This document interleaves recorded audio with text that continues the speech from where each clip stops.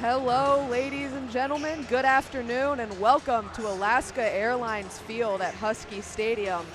It is a beautiful day for the Pacific Northwest, and we have a football game to play. Not just any football game, but the National Championship rematch. Thank you guys so much for joining us here at WCBN Sports. I'd like to thank you all for tuning in. Kendall Spencer, would you like to introduce yourself? Eddie Olejniczak on color today. And I'll be your play-by-play announcer. And we're just getting ready for both teams to take the field here. There's a nice little warm-up video produced by, they have Joel McHale in it. I guess he is a famous UW alumni. But this is a very interesting game. Tickets during the summer were going for upwards of $300. And tickets nowadays, they were going for about 60. Both teams obviously coming in off the national championship, not necessarily had the start they wanted. Both missing a lot of key pieces. They lost a lot of people to the draft on both sides. New coaches for both, as Jim Harbaugh and Kalen DeBoer went on to different teams. Kalen DeBoer staying in college football, Jim Harbaugh obviously going into the NFL. But that doesn't mean this isn't interesting. It doesn't mean this one doesn't have implications. And let's go back a little bit less far. Talk about last game, Michigan against Minnesota. What happened in that one? It seemed like they were running away with it, and then all of a sudden, here come the Golden Gophers. Yeah, I think they just got complacent with where they were at. They finally had a glimpse of going back to being their old selves when it was the Jim Harbaugh era, and they got lazy, made some mistakes, and made it a one-score game with the Gophers. And nothing that Michigan wanted to see there. And, the Huskies kind of same thing here, coming off a couple tough losses, close losses, and trying to rally back after a win last week. Very interesting to, see how both of these teams that were at the top of the world just are right back to fighting for it. They're both trying to rebuild their programs, and I don't know. I think this one will be interesting. But it's all going to depend on what we see from the Wolverines. What do they need to do in this one to make themselves look like that national championship winning team? For sure. I think the Wolverines got to stick with that ground game. That's what this team was recruited off of, and they definitely need to keep going. As we saw the past couple weeks, Khalil Mullins kind of taking the role as the RB1, so if he can get on the board and get downfield early and often in this game, it'd be well. I was going to ask, obviously Mullins has been one of the stalwarts of this offense. Everything kind of runs through him right now, but who is a player on this Wolverines team, offense or defense, that you would like to see step up and really, come out swinging in this one? Yeah, same guy I said back for the Arkansas State game when we broadcasted it, and it's Colston Loveland. He's supposed to be a leader on this team. I know he had the injury, kept him out for 2 weeks, but he was back last week, didn't really have an impact, and we can't just keep running the ball as this Michigan offense. Teams will sniff that out eventually. You don't have Blake Corum anymore. You have two guys that stood in his shadow. So definitely need to get the throwing game going for the Wolverines. And if you're for Washington, they need to get the ground game going because they've played this weird transition game back to a Big Ten offense, and they can't run the ball right now. So it's going to be interesting to see how these match up. Doing the coin toss right now. We'll broadcast that. Why not? Funny to see Giles Jackson out there as a captain against his former team. It had to be weird for him in the national championship game.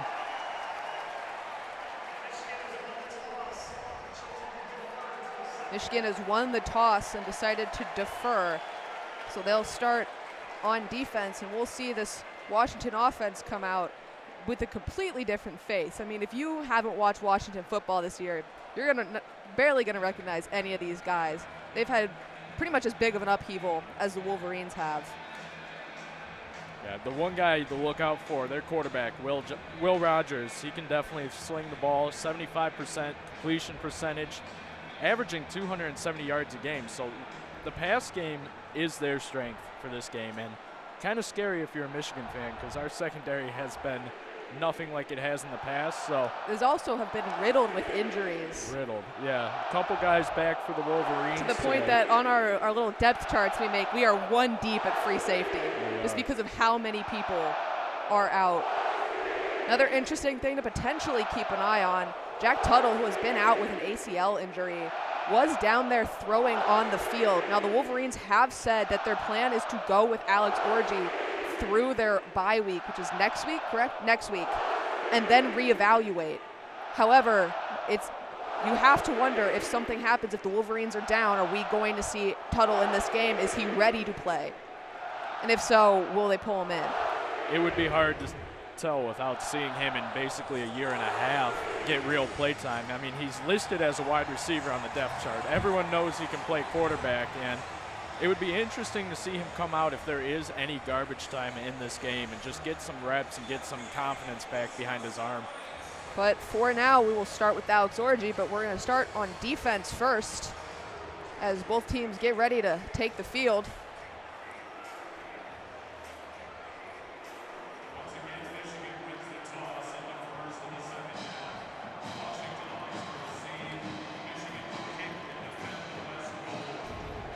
And things, only 70,000 capacity, but it is packed to purple out for the Huskies, and those little spots of maize seem pretty scarce from up here.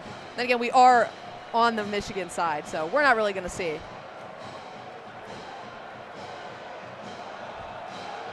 Tommy Doman kicks it off.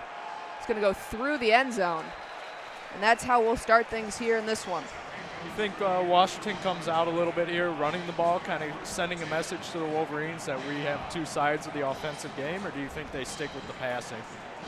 I think, you script as much as you can to start anything, and I think anyone in the country could probably watch the game and tell that the Wolverines secondary is not their strongest point, and also very injured. I wouldn't be surprised if we see them throwing early, maybe moving towards the run a little later. 100%. Huskies in shotgun. Coleman to Rogers' left. Drops back to throw. Looking deep downfield. He's got a man wide open. There he goes.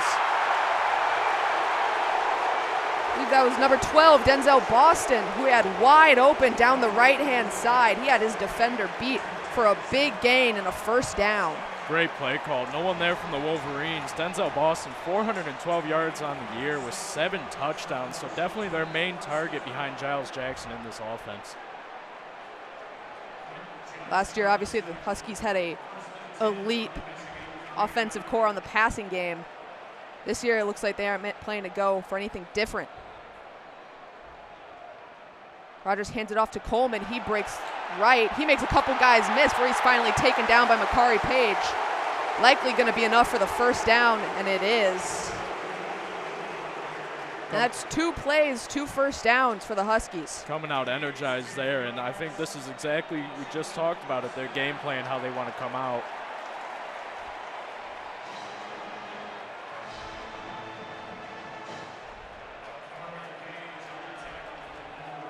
The 36 passing yards for the Huskies could not be more different from what we've seen from the Wolverines.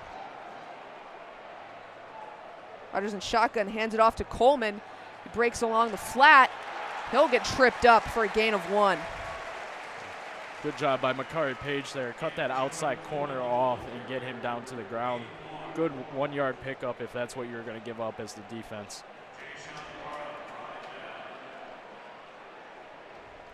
Michigan going with a little bit of a different defensive line here. 2 new guys getting the start on the edges today with less guys traveling than normal. 135-person team. They only traveled 68 deep today. It is far. We all know. We all made the trip ourselves. It's getting in shotgun. Fake the handoff to Coleman. Rogers drops back to pass. Pressure coming in, but he has Jackson on the left. No good. He'll sail that out of bounds. Yeah, a little too much air underneath that ball. Good coverage there by the Michigan defensive side safety there. Just pushing him out of bounds as far as you could. And like we mentioned earlier, a little bit of hatred towards Giles Jackson. I don't know how many guys are still on the team that played with him, but they're going to keep playing hard against him on the outside edge.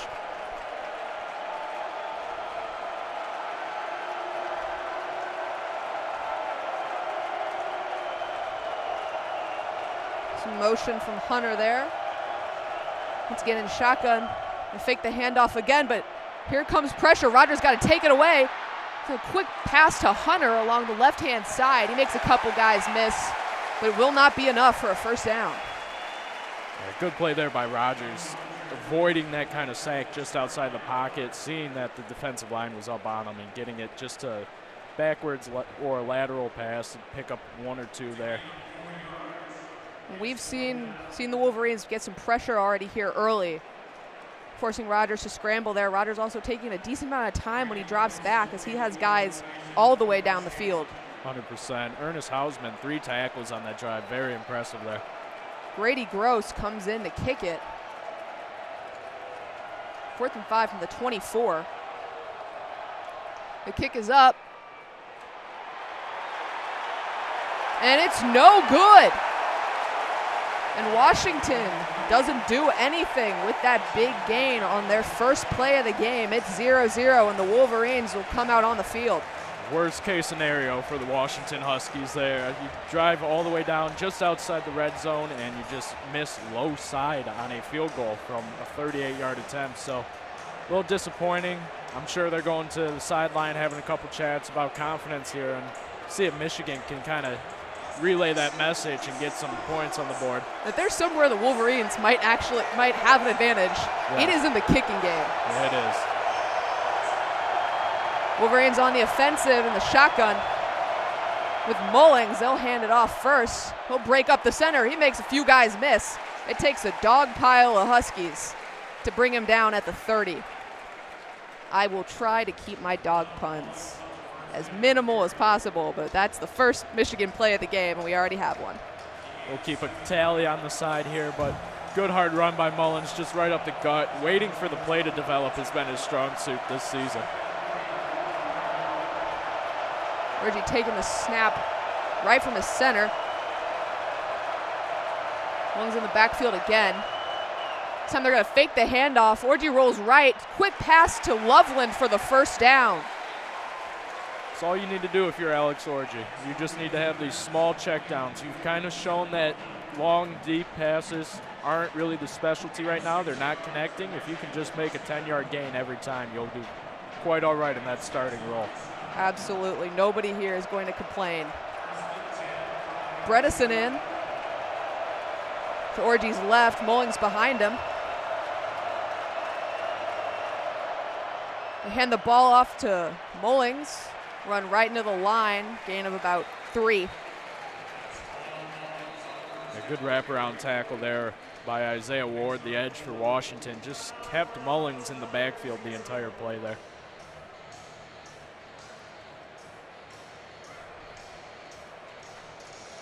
So far, kind of the script for Michigan looks like we've seen it all year. Run and little slant plays, a little chunk plays to the tight end. Wolverines a pistol. And there's a flag down on the play. A lot of cheering from the Husky student section. A lot of taunting from that defensive line there from the Washington Huskies, and happy to get a call there to push the team back 5 yards. It was on Jeffrey Percy. Wolverines will step back, 2nd and 11 now. And this place is going to get loud now with that penalty. Coming in I formation before with Edwards on the right, Mullings on the left. Looks like there's some confusion. Orji's got to come up and talk to his line. Morris comes across. There's a flag flying. And it looks like the loss of 2 by Edwards is not going to matter. There's a timeout by the Wolverines. Yeah, just a lot of confusion there. Orji was trying to kind of get it together with his linemen, but when they were sent in motion, they didn't wrap back around, seeing that he audibled to the run play there. And sucks that you have to kind of waste a timeout this early into the game to what could be a close game given what we've seen in the last 10 plays on both sides. But Michigan needs to kind of find something here to pick up a first down, and that's what they're talking about in the huddle right now is you need one play that you trust your guy to either run the ball straight up the gut or you're going to do another little check down. Still second down. Seems like this time they're coming back out with one running back. It's Edwards in the backfield. Husky fans unhappy about that play being called back and the timeout being given, as it was a loss of 2 on that play, but still second down here. Let's see what the Wolverines go with. They have Klein on the right side. They have a quick pass. That'll be a gain of about 8.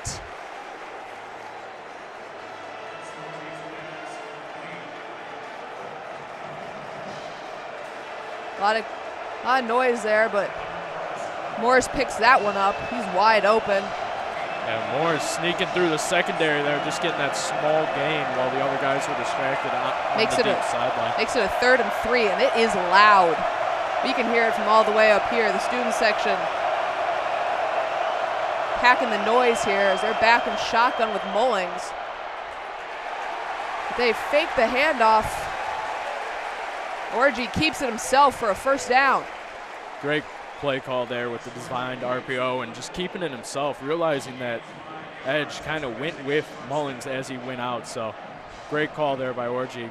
I think he's finally starting to settle down in this role, and being named a starter has given him a lot more confidence than going back and forth with Davis Ward.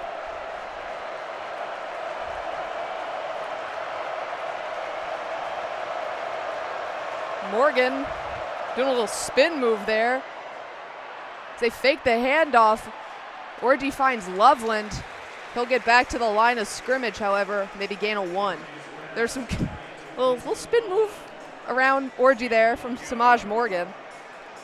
Just some, I don't know whether miscommunication or he was just trying to distract some defenders, but spin move around your quarterback is not something you see too often.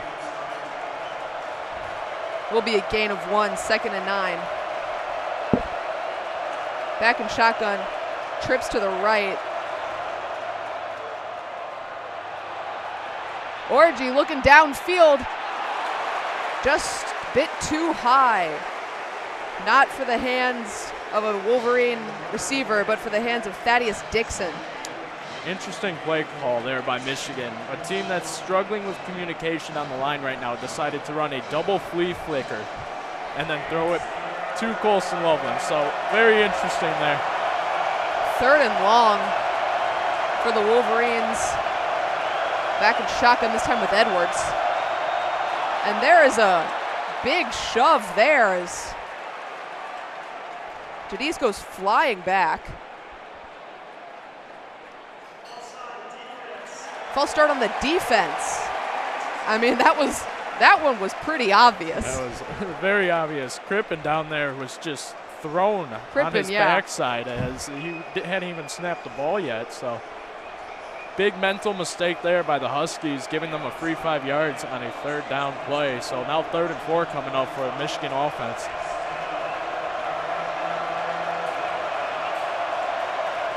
Wolverines in shotgun with Edwards, trips to the left.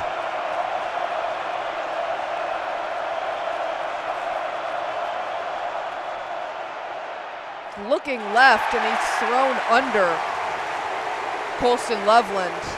Bounced at his feet. That'll bring up 4th and 4 at the 45. And Orji had no choice but to get that ball out there by number 52, the edge. Boy, Tuna Ofi, I was just pile driving him into that turf as soon as he let go of that ball. So good job by Orji to get rid of it. Kind of disappointing drive for the Wolverines here. Couldn't answer after getting gifted field position off of that missed field goal. Tommy Doman comes in a punt. Denzel Boston a return. Good. Gonna bounce at about the 15, roll to the 18.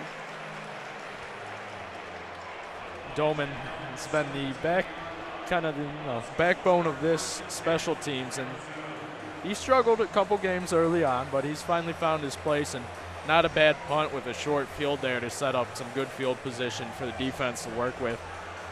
Huskies here trying to bounce back after doing your job on the offensive side and trying to get 3 on the board, get an early lead on that first drive, and just kind of falling short. So interesting to see here if they go back with maybe 1 or 2 big plays in the air, hopefully get it out there for them. I mean, the first play of the game is a 36-yard pass, which is, once again, like you mentioned earlier, alarming for a Wolverines secondary who managed to avoid really getting diced up by this Huskies team in the national championship.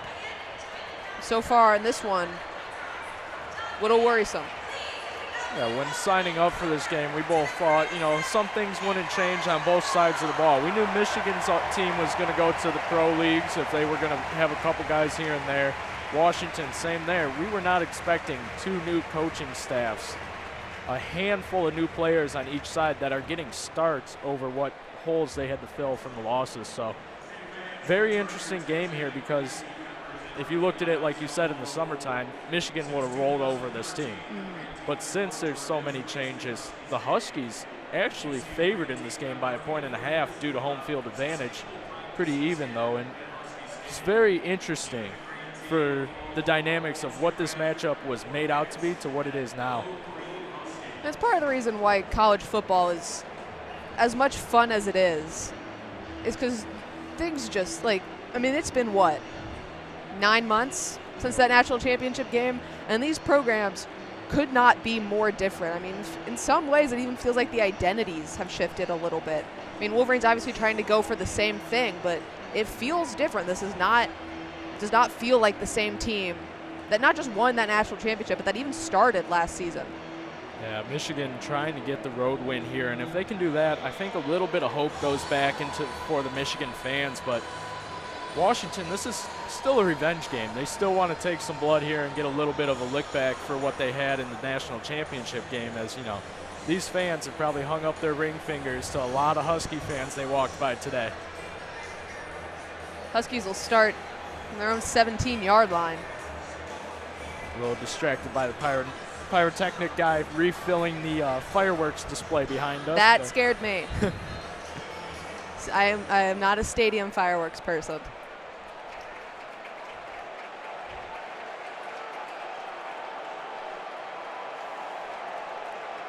Rogers in pistol with Muhammad.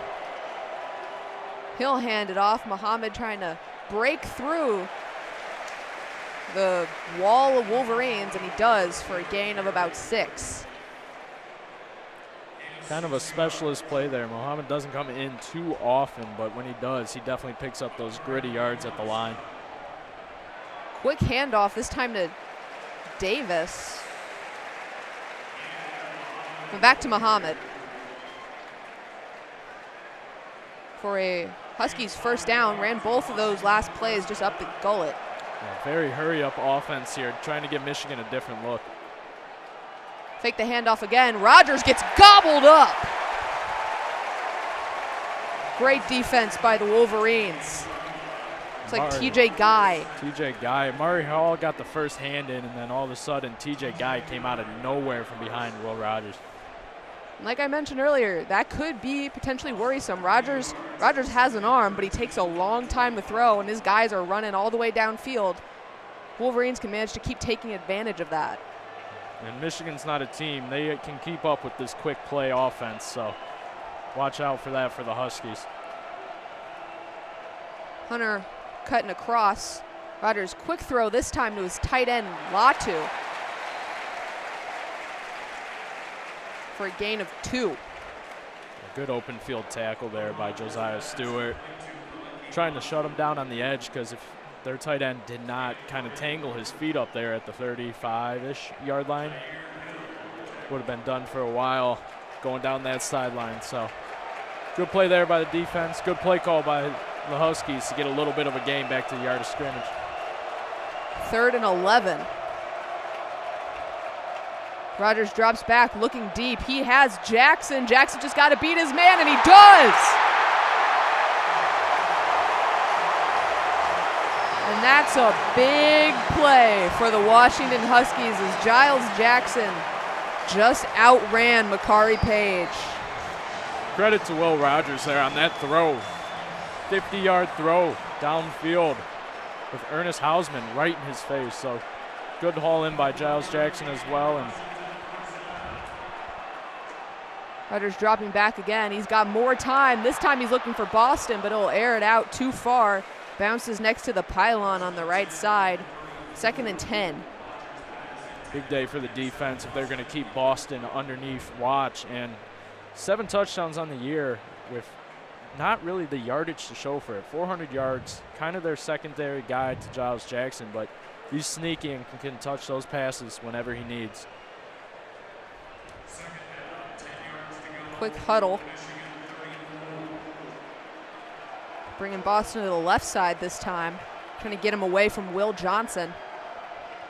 Coleman back in shotgun. They're going to hand it off this time. Finds a small hole on the right-hand side of the line, but not for much. Brings up 3rd and 8. Just swallowed up yet again by Ernest Hausman. Just trying to get in on every tackle and be explosive. Definitely a leader that this defensive side needs right now. Boston again on that left. They're trying to get him matched up against Jair Hill instead of Will Johnson, and it works as they find him. A quick slant for a 1st down. If you're the Huskies, that's all you need to do. These long balls are great, but that's how you win a game against a team like Michigan, who is expecting you to break away in that secondary. This has been a problem for the Wolverines secondary since we were freshmen. It has been. Is that middle 10 to 20 yard gain they are very susceptible to. They always have been. It's just how they play. And you got away with it with talent that you recruited in the past couple of years, but now it's going to be pure determination. Well, Rogers takes the handoff. He hands it off to Jackson. Jackson runs all the way along the 15-yard line for a gain of about 6. You can tell Jackson playing fired up today. Every time he gets up, he doesn't even want to go down. He just goes right back to the huddle, waiting for the next time to hear his name called.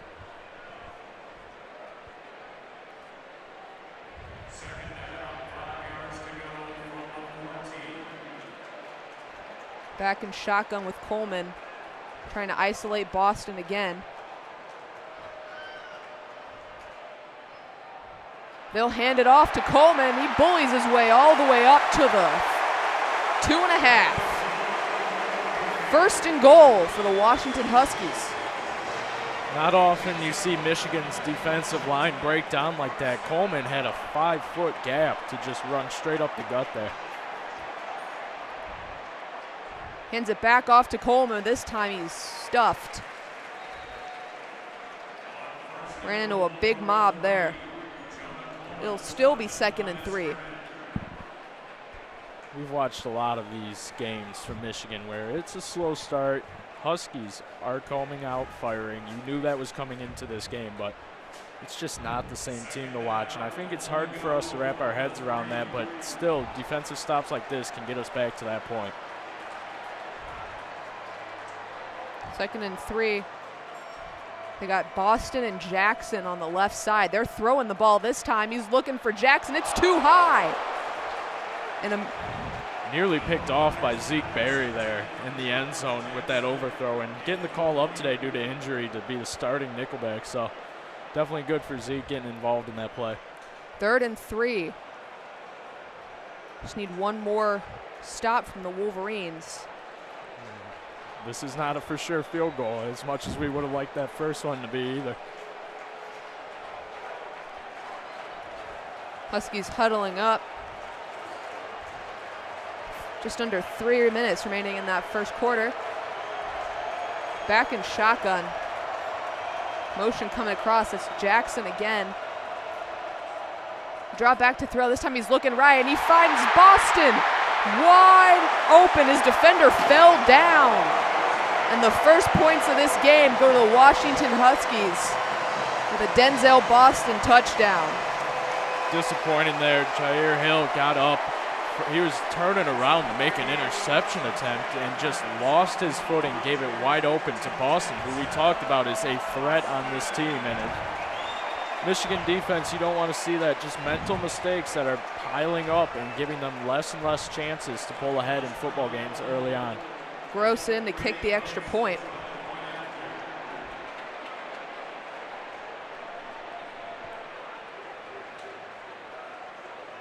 Kick is up, and this time it's good.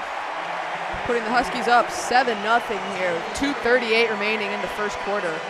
And we saw it through that entire drive, specifically the Huskies trying to scheme Denzel Boston onto that left side to keep him away from Will Johnson. But that time he was, they had, I think Johnson coming across to get Jackson, and they had, again, the mismatch for Denzel Boston. Yeah, and it's a hard lineup for Hill and Hall over on that side to face him. This is their threat. This is how they can play their game and win these very tight games. I mean, they come from Pac-12 football. They are used to these close, high-scoring games. That's not something that Michigan is going to be, introducing them to in this game. So if the Wolverines can get a little bit back here, that would be great. You got to get 3, settle your team down on the road. It was a long day of travel yesterday. We get it for that team. But to let them kind of curb stomp you in their own home without a response and kind of a sloppy 3 and out after some penalty yard pickups and small runs. And good job by the Huskies. That's what you had to do. You had to protect the den here, and Will Rogers kind of just putting on a show back there, and that's why he has the stats he has over these games so far. One of my favorite jokes when it was announced that, the Pac-12 would have teams join the Big Ten was unstoppable force meets movable object. Yeah. As in Big Ten offense, specifically schools like Iowa, versus Pac-12 defense. But the Huskies did a great job on that first drive. They made sure they weren't giving up any big plays. They were getting up in Orji's face and forcing him to throw the ball, at his receiver's feet. See if they can repeat that performance, or if the Wolverines have something that they're ready to come out with. Shout out to Iowa for keeping the Big Ten strong in the running game in low-scoring games. Oh, it wasn't low-scoring today. Oh, they got bodied. Mizzou got bodied. I really can't go 0 for 3 today. No, I need the Wolverines to step up. Not a lot of close games coming in, but also weird setting for us as we traveled here. It's 4:30 start time here, but this is a night game technically by our standards, so definitely a different kind of setting here, but I'm looking forward to the sunset in this stadium with the water to our right. It is beautiful. There's like you mentioned, water directly to our right. We have a pretty good view of that. Way high up on the photo deck. Interesting placement, but you know what? I guess that's what the visiting radio gets. Hey, it's not the worst. At Indiana, we were on the roof, like straight up just on the roof.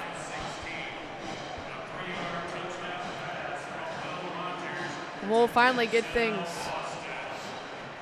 going here after that 83-yard drive from the Washington Huskies.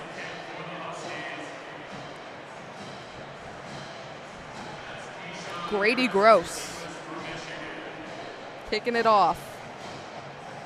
Got a little confidence back with that extra point there.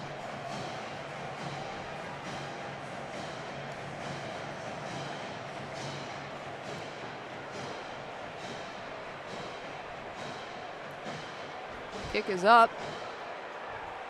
It's going to be caught at the 5-yard line. Tripped up at the 25. Basically a fair catch, and Alex Orji will try and lead his team down the field. A little disappointing there. There was a lot of open green field for the Michigan returner there, and he just got tripped up by that last defender. Orji going to have to lock in here as this place is going to get loud with a lead now. I mean, it is, yeah, they're doing a great job here. Very impressed. Trips to the right before Klein comes across to block for Mullings. Goes left, changes his mind, comes back right. Maybe prevents it from being no gain and still only picks up 1. We talked about this in the pregame show where they knew you were going to run the ball. I'm not mad with a 2-yard gain, but on a first down play, let's do something that you can swing out a little bit more, not straight up the gut. Give yourself some time to work some yardage back if you do have a loss of yardage on a play.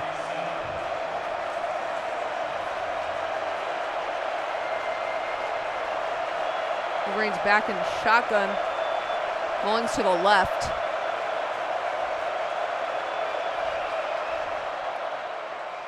Orji dropping back, looking for Loveland, but it's batted out midair.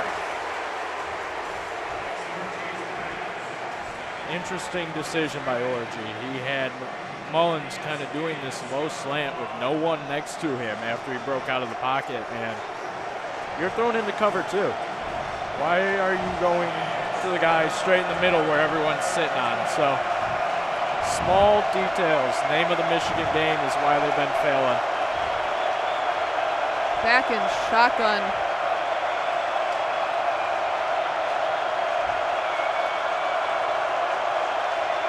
This place is rocking. Orji's got to drop back to pass, but he's almost gobbled up by his own player. He's got to run. Coming to the right side, he runs out of bounds for nothing. Good scramble, just a broken play from the start, right up the gut. Number 10 on the Huskies just breaking through and making it his main purpose. That was Lance Holtzclaw, the sophomore from Massachusetts. And while Orji prevents it from being a big loss, Wolverines are going to have to punt it away to another offensive attempt that sputtered. Barely took up a minute on the clock. As Dolman goes back here, I don't know. Sorry, not Dolman. That's Dolman. I don't know how much longer as a Wolverines offensive coordinator, as a fair catch is called there by the Huskies, but how much longer do you kind of go through and stay with your playbook and your pre-made plan if you keep getting stopped at your own 35 before you start throwing out a little bit of magic? I think pretty soon you got one more drive maybe. And maybe it's just the curse of the fact that the Wolverines won the national championship by being as traditional and Big Ten of a team as they come. But last year they were perhaps as perfectly built as a team could potentially be to play that old school ground and pound football. And also you had, even though that was your style, you still had J.J. McCarthy. J.J. McCarthy, probably one of the most underutilized quarterback prospects that came out in the draft last year just because he never needed to. Now in this one, sometimes you need to and you just don't have that option. And the style that worked for you isn't working for you anymore. It's just kind of a lot of the, I don't know how to explain it. A lot of the decisions by the Wolverines this year, even the ones that have worked out necessarily, have just kind of been head scratchers. They have been, and you talked about it, it's managing expectations for a brand new built team, but it's also the storyline that all year has been. It's this quarterback room situation. You name Orji, he gets a win. He threw for 37 yards in that win. It's not his team that he won with. So to come into a place like Washington that is a passing offense and you have to match that somehow with these big gains and big pickups that you're not getting on the ground so far. Very interesting to see how Michigan adjusts their game plan and tries to get 7 on the board early here. We're still in a nice little media timeout. I'm going to give a shout out to my dad, who came all the way to Seattle this weekend to spend time with me. And it's very funny. He knew he booked tickets on the Michigan side and was on by the press box, but I can see him. He is like directly underneath us right now. So I just want to give him a shout out because normally he listens, and he's obviously not today because I can see him in the stands. I guess it's a good thing they gave us the photo deck then so we can see the entire stadium. But these media timeouts, they get longer and longer every day, which is why you have us with no ads, luckily, but gives us a very slow pace of the game. I would love to actually go back maybe when I graduate and just make a compilation of all the weird things that I have brought up on media timeouts. Because I, in high school, was at an actual, all of our things were on FM. And so if there was a second of dead air, we got yelled at. Yeah. And so that's my background. And that's why I get so anxious and I just have to say something. Football, the media timeouts are bad. The one that's the worst is if you have a televised baseball game. Oh, yeah. Because for us, we can't have dead air because we get the Big Ten lines. So very difficult for us as we try to come up with fun things to talk about during slow periods. Huskies back on the field. Rogers dropping back, looking to his right, looking to air it all the way out to Boston. It is unclear. I think they're going to say he was out of bounds to not get both feet down there. Regardless of if he kept his hands on it, he would have had to pull off a toe tap that I don't think he did. I think he was fully on that sideline. Yeah, Second and 10. Good over the shoulder kind of tracking there. Just a little miscue by Will Rogers to throw it too far to that sideline. But it could be night and day watching him air it out. It is. It's nice to see someone on target. Rogers hands it off to Muhammad. Cameron Davis, my apologies. Gain of 4.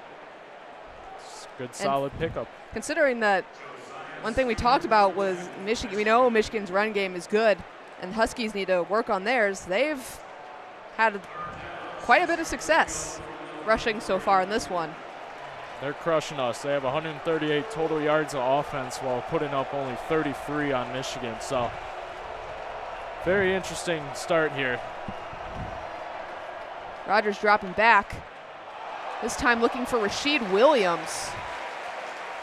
He makes the catch, stumbling. Zeke Berry kind of stuck on his back foot there in the defensive position, trying to jump another route and still getting beat there. So got lucky to take him down just on the outside edge there. That brings up 4th and 2. Looks like they're bringing the punt unit out. That'll be the end of the first quarter, so we'll get an answer to start the second. After 15 minutes, our score is 7-0 in favor of the Washington Huskies. Man, strongest start you could ask for. Boston, as we talked about, going to be a huge part of this Huskies offensive side of the ball, and I think he's going to take over that number 1 position from Giles Jackson pretty soon. We'll see how many catches he has this game, but I have not seen a Michigan sideline this quiet and this in tune with coaches in a while. You got 3 groups of position players just all grouped up with their coaching staff, and I'm sure it's not a nice conversation in a very smooth voice right now. And something that's also worrisome here is in the, against both Minnesota and USC, we saw the Wolverines come out hot and just decline as the game progressed, letting both USC and Minnesota sneak back into it. Here, coming out early, they have not been the better team. And we haven't seen the Wolverines, kind of, especially defensively, have that resilience in the 4th. What happens in a game like this where you need it? They definitely need it, and you're hearing a loud cheer from Michael Penix Jr. coming back home to this Husky field. And the crowd's loving it.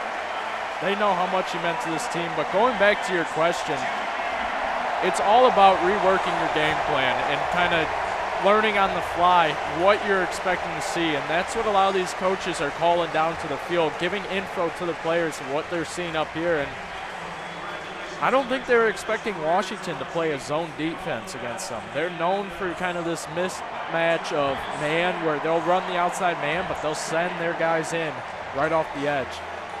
Michigan, I don't think, was expecting today to see a zone, and they're struggling because they're playing a kind of stack-the-box zone early on in this game where they can't get a 5-yard gain on an easy run play. So it's going to take a lot for Michigan to kind of recoup here, and I think that's why we're seeing them sit down right now and get a little bit more energy into them.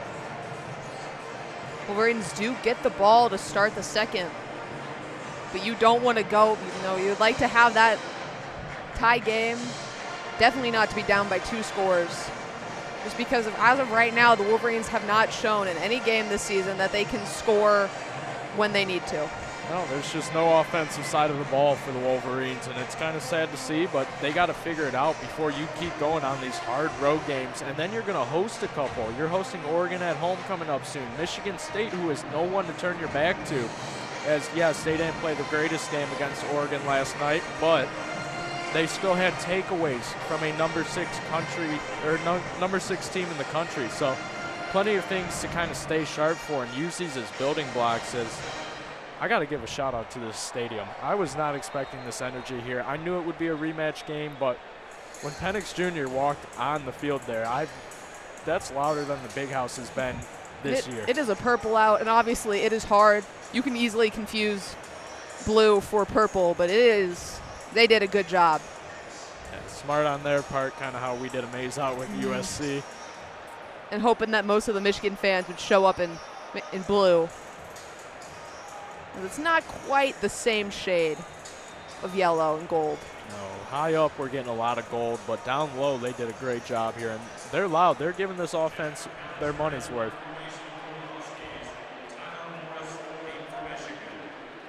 Tyler Morris deep to receive. McAllister boots it. Morris signals for a fair catch, and it rolls out of bounds. Wolverines will try and get a fresh start here after the break for the quarter and put something together they can be proud of. It looks like they're going to place it right around the 20-yard line is where it finally bounced out, but good play call there not to put any hands on that, let it just bounce around as too many purple jerseys in the area.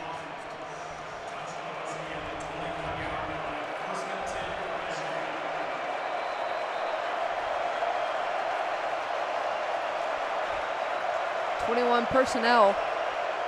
Orji handing it off to Edwards, who's got space on the left-hand side. You just got to make a guy miss. Running a bit too horizontal there.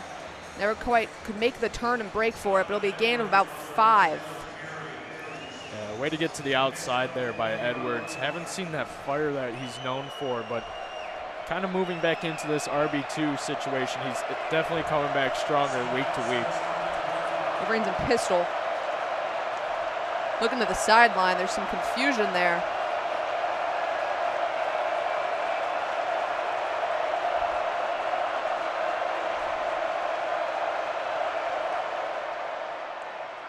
Edwards gonna break up the middle for a first down. Good hard run right up the middle. A little confusion there was the trying to make a late substitution on the offensive side, and good job calling him back to the sideline, leaving your personnel out there and not changing up the play call late into the play clock. Edwards back out there this time in shotgun. Got it trips to the right. Once again, more noise from the sideline.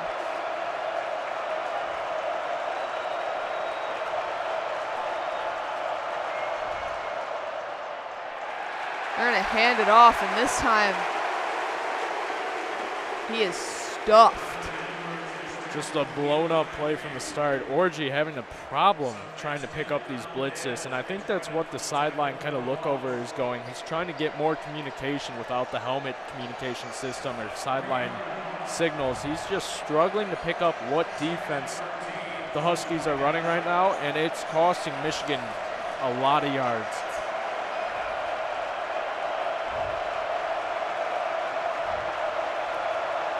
Got 4 guys to the right-hand side as Mullings comes in. Looks like they're going to try and run it here. Actually, they'll fake it. Orji runs himself. He spins his way up about the 35.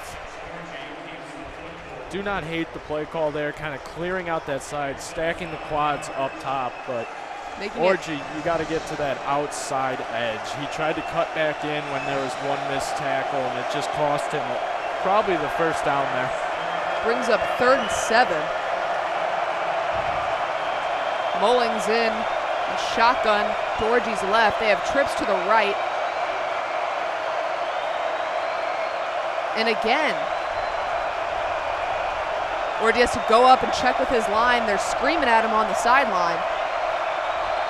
They got 2 seconds left. They snap the ball. He drops back to throw. And once again, batted down. That is the second time it's happened in this game where Orji has been looking to pass and a Husky has just gotten a hand on it and the Wolverines have to punt. If I'm a coach looking at Orji's body language right now, he's already defeated. We are 3 minutes into the second quarter. He had his head shrugged down, walking to the sideline there. You can't really help the tip pass unless you threw it directly in his helmet, which I don't think you did. You were going to an outside route. But that's something to look at and probably deal with at halftime. Punt by Doman, fair caught at the 25. Wolverines defense is going to have to step up again. And you talked about Orji being the guy until the break and then kind of reconsidering your options, but that's not how you earn a spot, is sulking when you're down in this game. It's only 7-0. Trust your defense a little bit. Yes, their secondary has not been ideal, but they have kept it 7-0 so far in this game. So kind of got to pick it up. Edwards was on the sideline kind of talking to him. Got to move forward from small mistakes. At least you're not picking up penalties on top of these small mistakes at the moment. Yeah, Wolverines have, with all the turnover, have done a pretty good job, though, at staying clean. That was one of the hallmarks of this team last year, one of the reasons they were so successful. But no, like you mentioned, Orji just looks lost. Like he never seems to exactly know what's happening. He's had to take some direct snaps a couple times, come up and talk to his line on probably half of the plays, and on that drive especially, everybody was looking over to the sideline. I would not be shocked here as we saw Tuttle warming up early on today. I think Davis Warren is done. I don't think he has any trust from his teammates behind him. He had his chance. You got to get a new face in there. Tuttle has a helmet on, talking with the quarterback coaches, with Orji sitting on the bench next to him. In my opinion, let Orji run until halftime. Fine. I think second half, if you're down, you haven't put points on the board, and you still have an attitude from your starting quarterback, Tuttle's your guy. You got to, yes, he's coming off the UCL injury. And that is what we saw in that game against Arkansas State. Was in the second half, after a pretty disappointing first from Warren, Orji came in on a drive and never went back out. I don't think it's something that the Michigan offense has to stray too far from. And I know Tuttle's been working into the week-to-week stuff, so could be a great look. And if you're down 14-0 at half, what's the harm in trying? Oh, I forgot to check. Oh, never mind. They just bounced it. Sorry, I've got to play the game on air. Just shuffle the helmets, find the football underneath the helmet. Oh, that's impossible. I'm done. Oh, boy. It's harder than the one at the big house when they go fast. I think it's 1 or 2. I say 1, and I'm There right. you go. I've never been wrong, ever. You can quote me on that.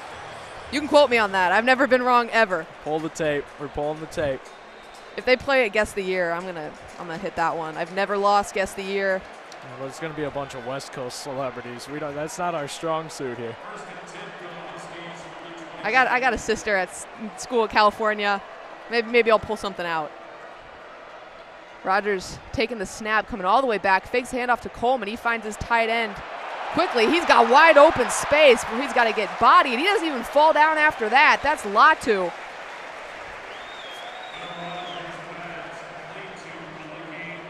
Running big and angry. Bennett, the edge, almost got to Rogers there, and disappointing to kind of have some missed tackles, and Jerome Moore was in the ear of the official looking for a holding call on the edge there, and not lucky to get it, and staying true to the Husky way of just trying to play hard football. Rogers this time in the shotgun with Coleman. Hands it off. He'll go up the middle for a gain of about 5. And we're seeing the Huskies have the offensive success in the run game that we normally see the Wolverines do. They are like have a magnet for every gap. They are finding it. That's some great O-line play by the Huskies. 100%. There's no reason your strong safety for the Michigan defense should be making a 6-yard tackle on a running back. That should be an edge or middle linebacker. Like, there's just no reason. I think this Michigan team is just in a little bit of shambles right now and need to regroup and find their captains on the team. Rogers in the flat. They're throwing it back to, they've got a Davis on the left-hand side. He's at the 40, the 30. He's tripping over to the 15. After the trick play, they had Rogers throw the ball to their backup quarterback, Williams Jr., who then found Cameron Davis across the field for a big gain, 37. Yeah, that worked perfectly. If you're the Huskies, congrats. I mean, that was one of the better plays I've seen when you switch field positions like that. And having Davis with his speed along the sideline, easy 30-plus yard pickup. And when teams start doing that, that's when you know they feel good. Rogers drops back. Man got him, but it doesn't matter as he finds Giles Jackson, who feels good and puts his team up by another touchdown. Mason Graham, the All-American, trying to go for the ankle tackle there, but just miscommunication on the edge. He had 4 steps with no one on him into the end zone, so difficult look for the Wolverines. And both sides of the ball, if the Wolverines can't get something going, this is going to be just a very disappointing game for them. I mean, that was what a drive by the Huskies. Grady Gross to kick the extra point.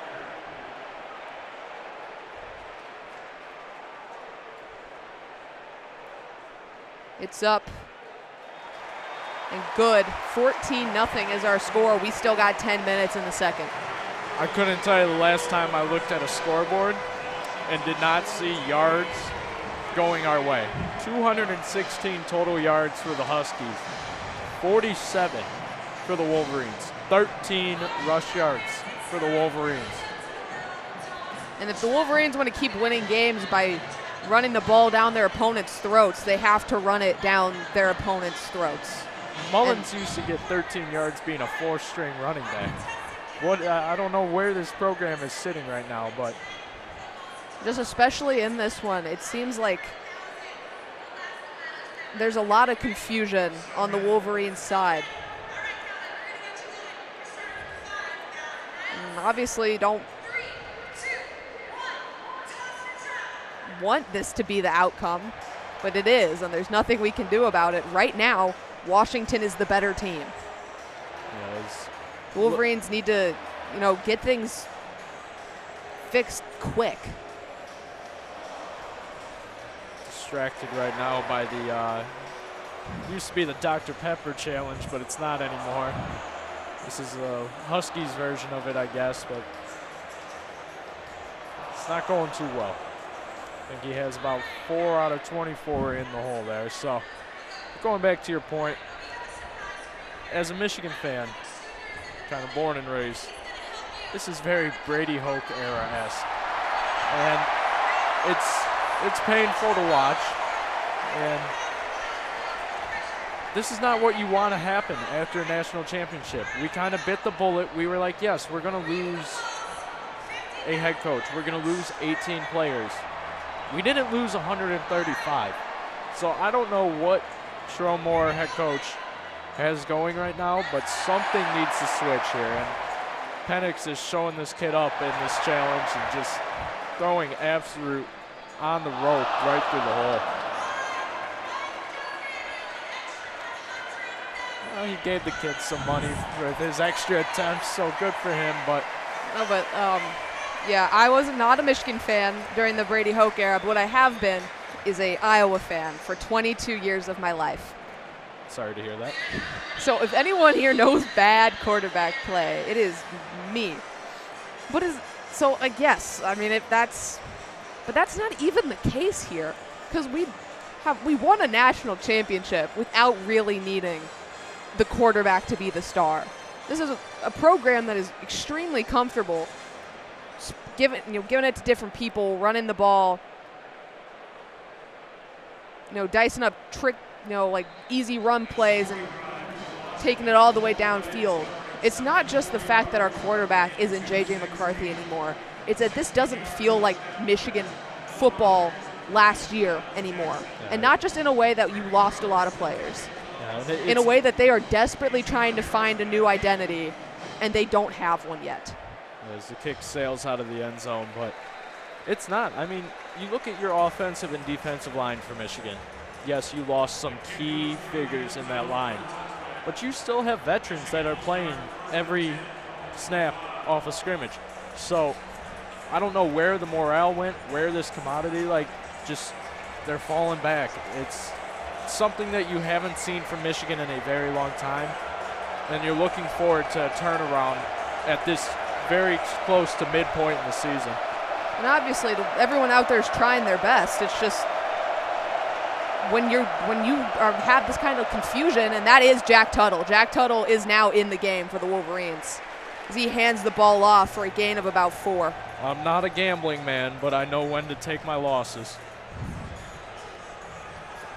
And it'll be interesting if what we're going to see now as Jack Tuttle is still out there.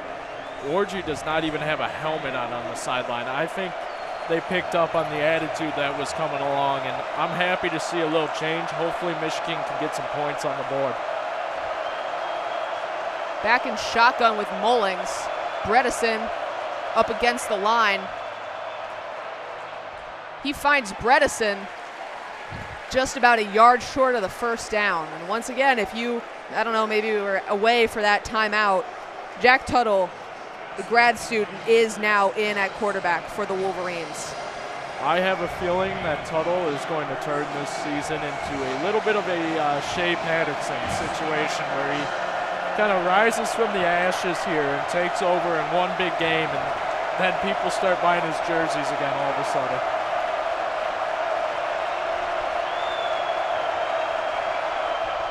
Hands the ball off to Mullings. Gets pushed ahead for the first down. Like you mentioned, Orji was just did not look comfortable out there in this one.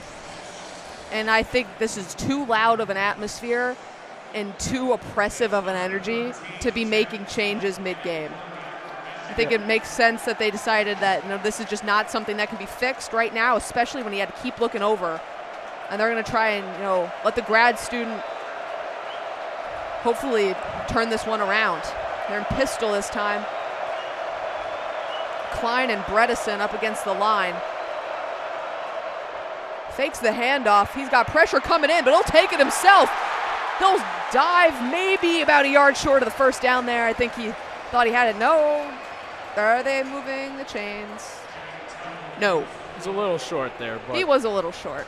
Going back to your point, first off, great scramble there. I've never seen Jack Tuttle scramble in my life. And that is, once again, a really reassuring sign. It is. Remember, he's coming off of an injury. But this isn't a, hey, we're benching you for the rest of the season, Alex. It's, you're not working today, and we need to do this before we can't dig ourselves out of a hole here. I formation, he'll hand it off to Edwards. Edwards got a gap. Edwards had wide open space in front of him, but he was brought down from behind. Kind of had someone jump on him and lie down. But it'll still be enough for a first down. And this is another reason why you might make this change as well, is because everyone's going to kind of find a little something extra for the new guy.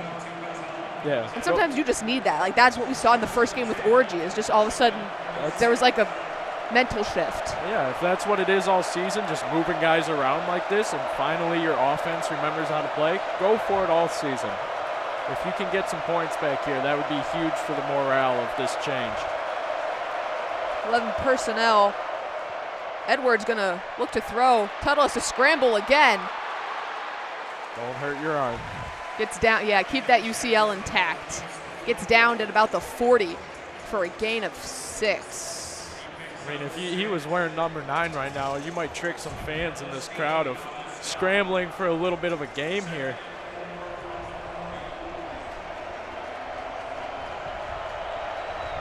Wolverines have picked things up as well as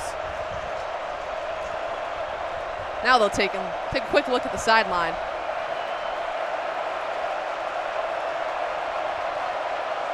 Klein up against the line. Edwards and pistol. He'll hand it off to him. He's got wide open space. He's at the 30, the 20, the 10. Donovan Edwards. Wolverines get on the board with an excellent rush from Edwards. And oh my God, could we not feel more different than we did about 4 minutes ago? Welcome back, Donovan. You got Mullins in there as a pass blocker. And just a handoff straight up the gut. That whole drive, that sequence from Tuttle to the rest of the offensive line, that felt like last year. You had a quarterback that was scrambling in the pocket, which is what Orgy is known for. We just haven't been seeing. You had big runs by Donovan Edwards without Khalil Mullins as the RB1 in that situation. Zavada kicks it through for that extra point, 14-7 here. And it's like a breath of life. There's where all the Michigan fans were. Like we mentioned, it was so loud in here for the Huskies. And I think it's because there was just kind of an atmosphere that's been plaguing Michigan this entire football season. And all of a sudden, you remember that it's a one-score game. They get the ball to start the second half. It is, and that could become the main storyline where, yes, you plan to have maybe a little bit of a down period right now and then take over in the second half, but no Michigan player, fan, alumni was planning to go down 14-0 to Washington today. We knew it would be a close game. We knew we might have a chance of losing this game.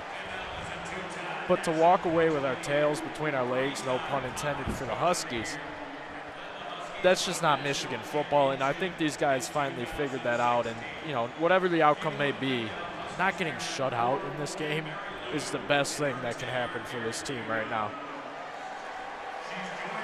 And this is all sports, but maybe football especially. Sometimes you forget just how mental of a game football is. And though nothing really changed besides for Tuttle on that play, all of a sudden this is a new team, this is a new game. It's like the first quarter didn't happen, and yeah, you're down 14, but if we see another drive like that, we can go, the Wolverines can go back and forth. We can sit up here and feel comfortable saying now. That brought me back to the championship game right there. That was very good offense by the Wolverines, and that was championship offense. You were getting out of collapsing pockets like you've been playing for the last 6 weeks. You have no idea you haven't thrown a ball since 2 seasons ago. And all of a sudden, you just went 75 yards, 76 yards down the field, doubled our total offense. Another thing has also been Donovan Edwards. The Don who stepped up in the national championship game and, felt like he was saying that he had the program in good hands, kind of sputtered during the first weeks of the season. They have really turned to Mullins, and he's shown flashes. It seems like they're trying to work him in more. They had a lot of 2 running back sets there. And obviously, that's huge. 100%. It's going to be interesting to see what they're doing moving forward. But right now, the defense has got to do their job. Yeah. Maybe even put the ball back in the offense's hands. Give them a chance to tie it up before even going in to getting the ball to start the second half. Yeah, and if you're the Huskies here, I don't think you change much. You just enjoy yes, Michigan had a great drive. You've been dominating this game. Possession time, everything. You have the ball game where you want it. You're still up. I wouldn't change anything. I would try to take this down to halftime if I'm being completely honest. If you can get an extra 3 out of this, great. I wouldn't put the ball back in a Michigan hands that is absolutely rolling down the field right now. Doman in to kick it off. That one's going to bounce into the end zone. That was almost risky. Bounce. As it hit literally about the goal line. Yeah, right about the half-yard line. Bounced right by the goal line, back out of the end zone. So at that point, reach over and take a knee with it. Brings up 1st and 10 from the 25. And things have, you can probably tell from the not hearing anymore. It's gotten quiet here. Yeah, we're lowering our sound system a little bit due to the lack of noise in here now.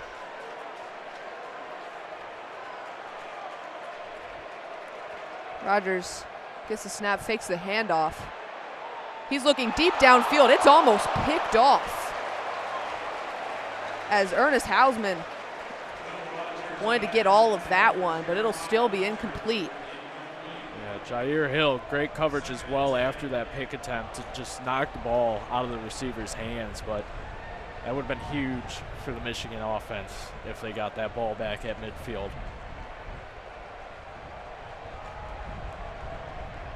Shotgun formation.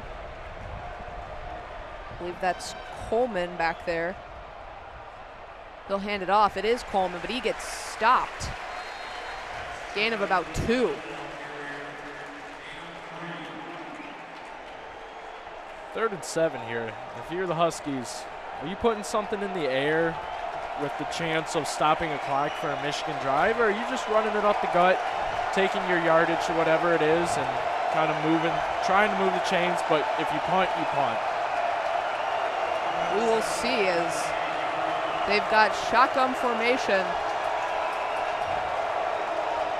A lot of guys along the line, but they're dropping back to throw. He's looking deep for Boston, and it's just too far ahead of him. He had him. Boston was open. If that throw was on target, that could have been a touchdown for the Huskies. Yeah. But instead, it just sails a bit too far, bounces at the feet in front of Boston, and all of a sudden, there's 4.5 minutes left. Was picking up that pressure as well. That's his 3rd pressure of the game here, and just automatic in that pocket and collapsing that zone for Will Rogers very quickly. McAllister will kick it away. Gonna be caught at about the 27. There's a flag down, but Morris is running up the right side, gets pushed out around the 40. There is a flag, though, on the play. My guess would be coming back on Michigan for a little bit of a hold there on the outside edge. More of a trip and fall, but we'll see what the call is here.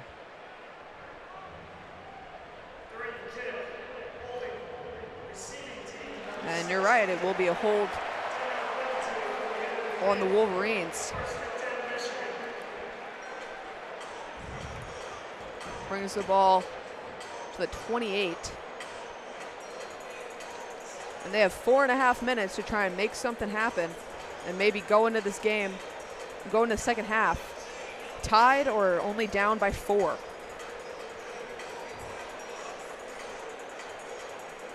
Yeah, and shout out number 38, Bryce Wilcox there. He was almost with a near block of that punt there on the 25-yard line, and would have been interesting to see the Wolverines get that ball back so quickly, but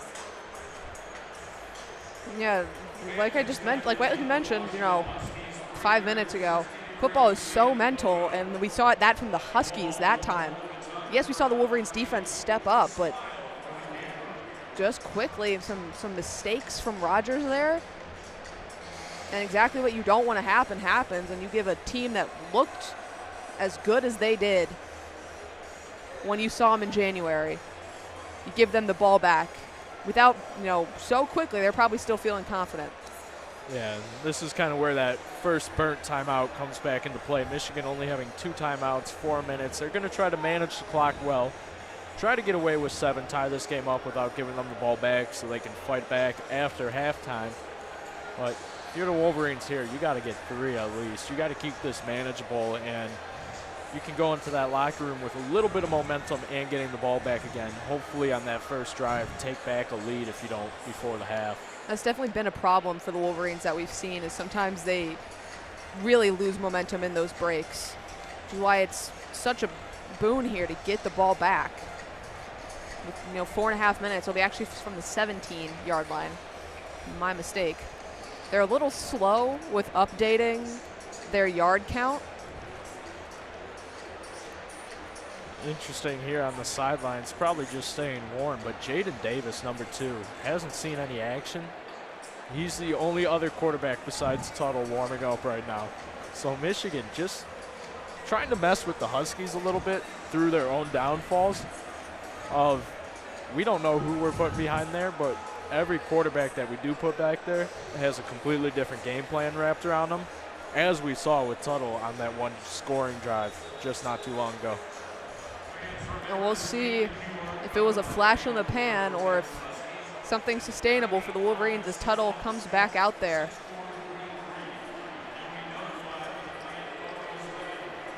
And they're going to take a 360-degree photo of this stadium. I wonder if the photo deck is in that photo. Hopefully it's from the photo deck.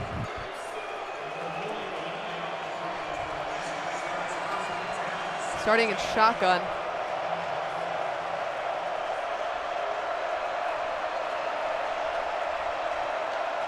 Twelve personnel here.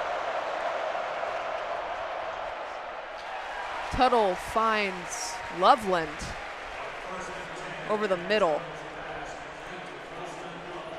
Just good, strong pickups. That's all you need to do is these little check downs. Clock will continue to run. You're not too worried with 4 minutes left to go, but you got to get into position here to kind of manage it correctly. They're 12 again. They've got both Klein and Loveland in there. Klein on the up with the line and Loveland throwing. This time they'll hand it off to Edwards, who finds another big gap and steamrolls 1, 2, 3. That's too many Huskies. Pushes all the way ahead to about the 34. Welcome back, Michigan football.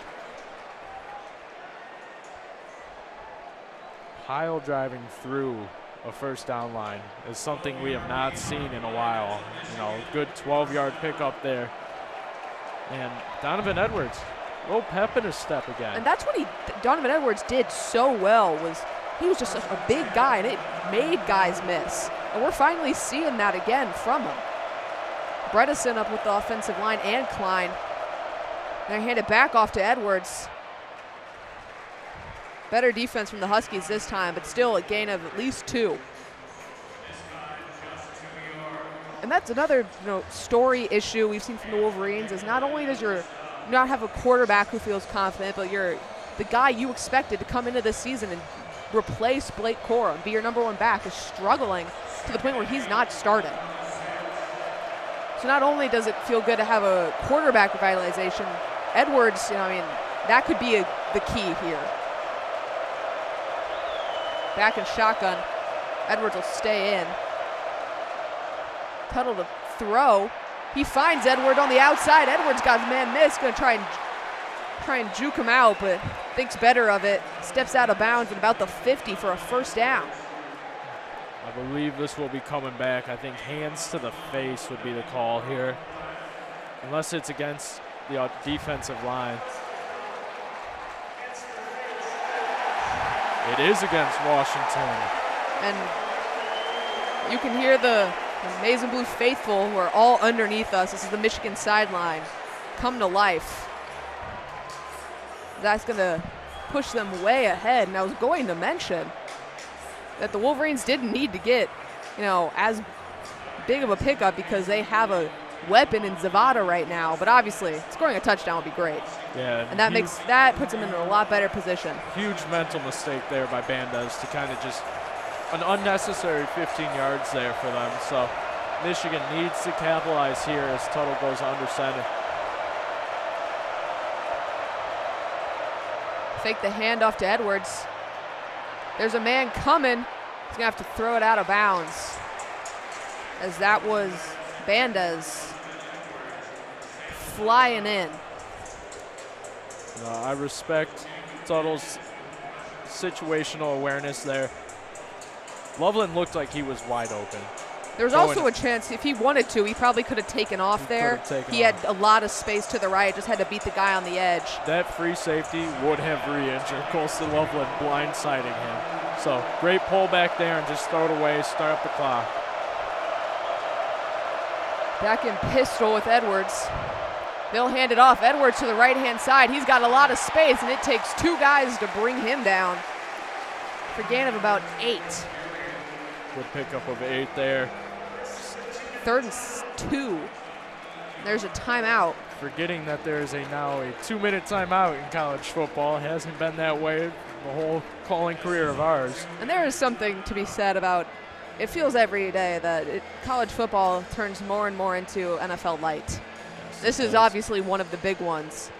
I mean, we've seen a lot of these changes just in our 4 years here. Feels like every year there's some new rule that makes it feel more like this is an NFL game. Yeah, and there's no problem with that. I love getting these guys ready a little bit earlier for NFL caliber. I wish they would stay for a full 4 years. A lot of players do, and we're not overlooking that fact. But there's a good amount of players that leave way too early in the programs. But at least if we can get them ready earlier. I saw a clip of Tom Brady talking about that recently. Thought it was insightful, and I'm not even a big Brady fan, so that's how you know it. I actually liked it. They'll play Don't Stop Believin'. And for the Wolverines, kind of felt like we had, and now things could not be more different from where we ended the first quarter. Yeah, and good turnaround. I mean, you saw, we talked about it, the coaching staff sitting everyone down there and getting them in the right mindset. And I think that's what comes from an experienced team. We talked about losing people, but there is, 78 players that stayed on this roster. Now, not all of them traveled here today, but you're going to get some veterans that are going to be able to listen and actually move around and change their gameplay, and that's what you're seeing here. And so far, Tuttle is being that leader on the offensive side of the ball, making smart decisions. You saw when we had Warren at quarterback. Turnovers, huge issue. Orji, when he's at quarterback, he can't find a receiver. Tuttle has gotten rid of both of those issues for these Wolverines and is now finding the correct position, the players, when to scramble, when to just take the loss, and not putting Michigan in any extra risk. And it felt, kind of all through the offseason that we really didn't know who was going to be coming out at quarterback for the Wolverines. I mean, up to the kickoff of the first game, the starter was still up in the air, and a lot of people maybe felt a little desperate, and maybe a little annoyed that it didn't feel like there was a starter in mind. Not ideal to wait till week 6 to find one. Hey, but it works, we'll take it. We'll take it, and it's going to get loud here, 3rd and 2. 3rd and 2. Need to get to the 24. They've brought Mullings in. Colson Loveland come up on the line, and unfortunately that play is blown up. That was Jacob Lane. Doman coming out to try and get the extra point. Hold going here for Zavada, and an interesting play call by the Wolverines. You see, and you march down the most of the field minus the penalty yardage with Donovan Edwards. And then you hand it off to Mullins. Yes, Mullins has been your guy through 5 weeks, but all of a sudden now you're going back to him after a very interesting time where these past 2 drives have felt like a miracle. Wolverines have a chance to make it a 4-point game, but they'll put the ball right back in Washington's hands, and the Huskies are not going to be afraid to try and air it out. No, and I believe Washington took a timeout here to stop the clock, ice them a little bit, but then keep some time on there for them. Zavada, the transfer from Arkansas State. Kicking from the 35, it's up. And it's good.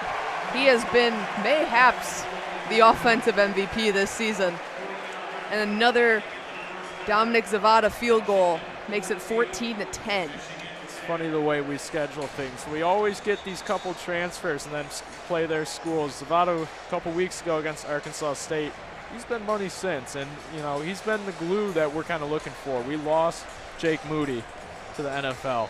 That was bound to happen. We knew he was going there at some point. Doman has stepped in and taken over that punting position, place holding it most times. So special teams, thankfully, not an issue for the Wolverines here. We'll get a chance to, I feel like they're pranking people by saying Vanderbilt beat Alabama. But that's a funny joke, right? I don't think it's a joke, unfortunately. Are you joking? I have a feeling that Alabama may have lost today. Kick is up. Fair caught at the 5. I need to check that really quick. Can we get a fact check? We need to get a fact check. Oh my God, Vanderbilt, the program that you are. At home. That makes Mizzou almost losing to them look a lot better. Mizzou, who got steamrolled today. I digress. Wow. But that is a 40-35 score where Vanderbilt beat Alabama. I have a feeling a lot of Vanderbilt fans are there to see Alabama and not the other way around, but are thankful for it.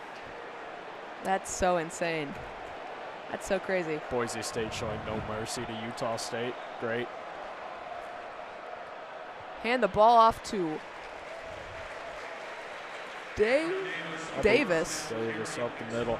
Gain of about 3. Just a heads up as the clock slowly trickles down. We're going to talk into the half up to when the band starts. Then we'll take a quick little break, and I'm going to disappear and be replaced by someone else. Owen Crain, to be specific. Throwing over the middle, he finds someone at the 40. That is Boston.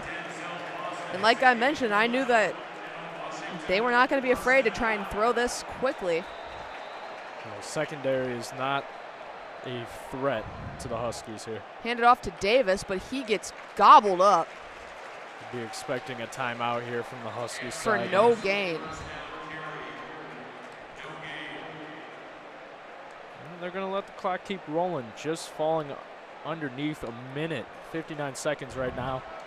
And Gross has missed a field goal in this one. A 38-yard, what should be a chips shot, so. Rogers over the middle. This time he finds Rashid Williams for a big chunk.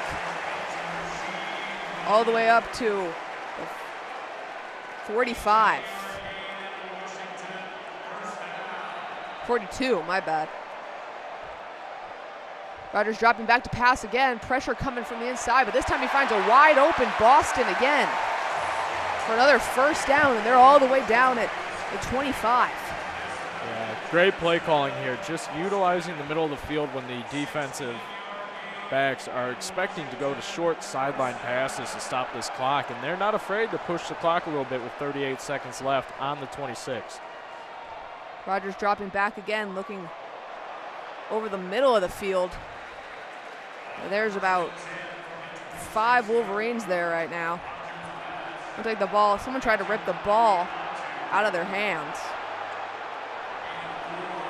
That was Latu. Some grief coming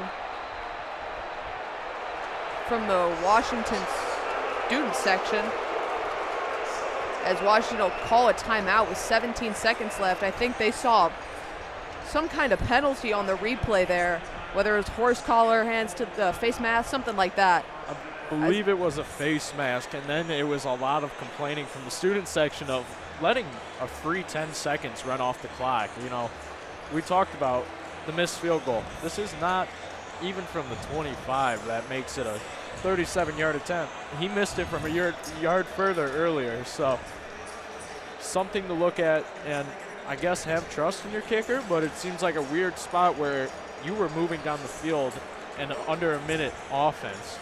Why are we putting the brakes on now to hopefully get a field goal? 17 seconds, so they still 2nd and 6. Could get at least one more off, maybe even 2, depending how quick. But like we've mentioned, Wolverines get the ball back. As Davis comes over to get in a shotgun on Rogers' left. Got trips to the outside. Latu isn't going to block. They get it to Latu for a first down. They're going to try to spike this. I think he's going to be forced to call his timeout if they don't get set enough.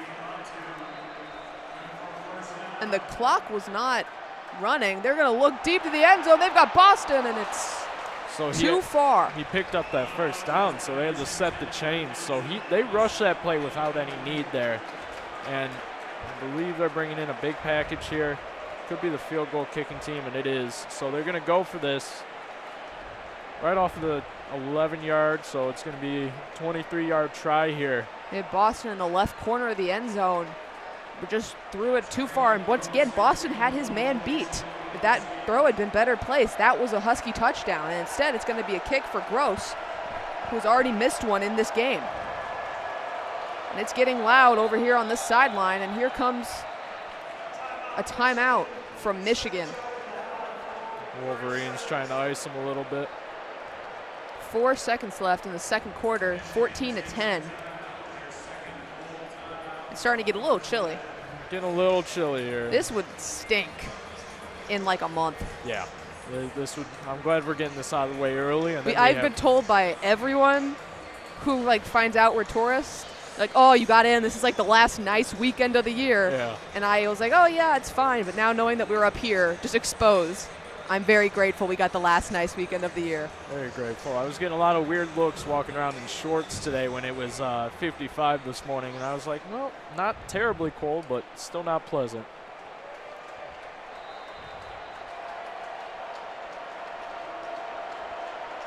Gross. McAllister holding.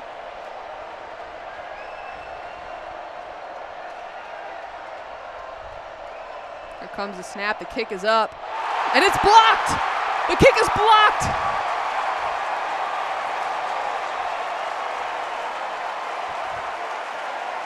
And looks like it was Josiah Stewart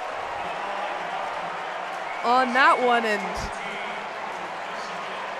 this is a brand new ball game.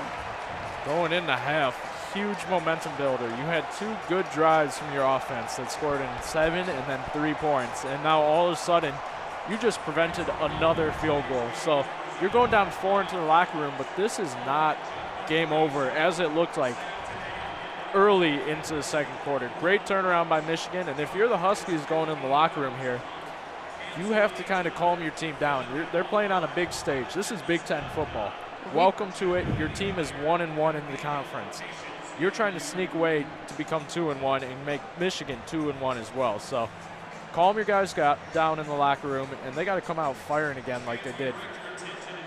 And we've seen just an entire, elevation from the whole Wolverines team. I mean, Zavada is a lock. Special teams has been as good as we need, as fans need them to be.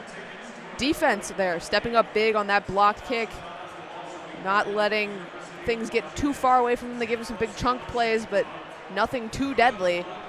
And I've seen everyone elevate, and all that. The only thing that changed pretty much was bringing in Jack Tuttle. Yeah, and if that's all it takes for this Michigan offense to fire up, we found it a little late into the season, but I'm happy you figured it out. It's been a kind of a big issue. Is Wolverines struggled obviously early, but it's always been, well, this works now, but wait till USC, wait till Washington. Obviously there was a stinker against Texas, but everyone kind of knew that was coming.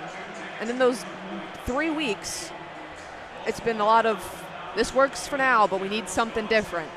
Yeah. Obviously wish you found it earlier, but if this is when we find something different and the Wolverines bring it out. You talked about these big games, and going into the season, we all said if we could get 2 out of 4 of these games as wins in the win column. Texas, we lost. USC, we did win. This is a big game. Oregon's going to be a big game. Ohio State, even bigger. And if you can get a couple of these games going the right direction for the Wolverines, you have a chance at making the playoffs again when the team was kind of written off in a couple weeks. Absolutely. Well, thank you guys so much for an entertaining first half. The Husky band is coming out, so that's going to be goodbye for me. Eddie will be back for the second. Thank you so much. Had a great time, especially in that second quarter. We'll see you in about 15 minutes.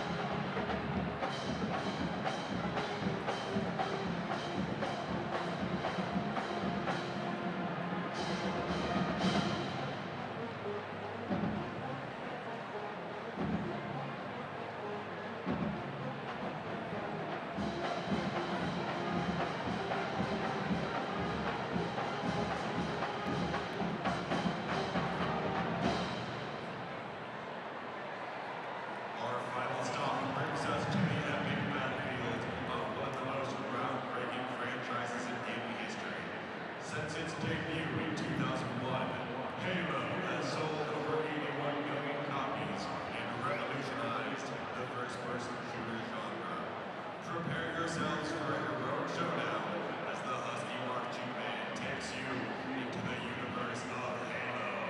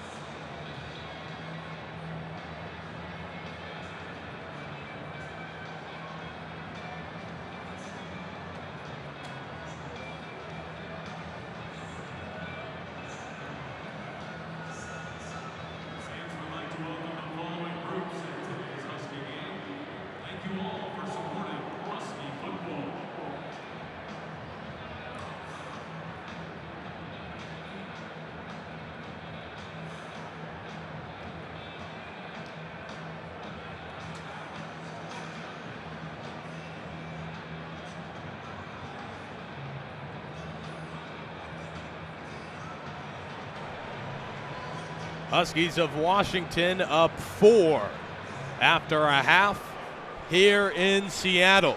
So the Wolverines welcome in the Huskies to the Big Ten, and they gave them a nice warm welcome, a 4-point lead at the half. Owen Crain welcoming you in. Kendall Spencer was on play-by-play that first half, and Eddie, a back-and-forth game.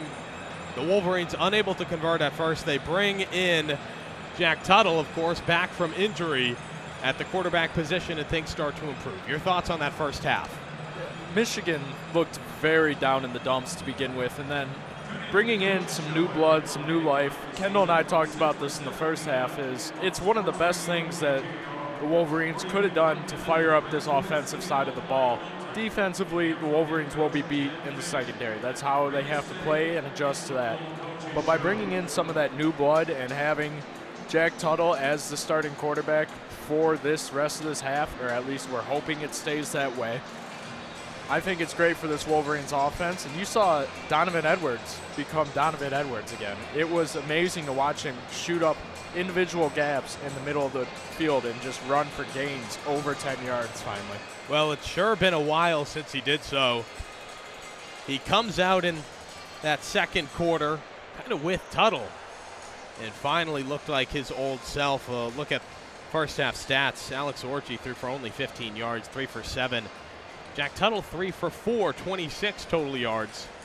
So a better start for Tuttle back on the field. I expect that we'll see him through the end of the second half. Now let's flip over to Washington. Will Rogers having himself a night, 13 for 20, 189 yards. Has Washington lived up or exceeded your expectations? I think they've exceeded it a little bit. We knew they were going to come out firing at the ball downfield. Passing game is their game. They're coming from Pac-12 football into the Big Ten. I think on the ground is where they have surprised me a little bit. They are picking up the necessary small yard, middle of the drive gains that they actually need to in order to have a fighting chance against any sort of Wolverine team, and they're doing very well. If they can figure out putting some extra, points on the board here and there with field goal side, they could be in great shape in this game right now, up 10 possibly. Wolverines retake the field. Expect that the Huskies will momentarily.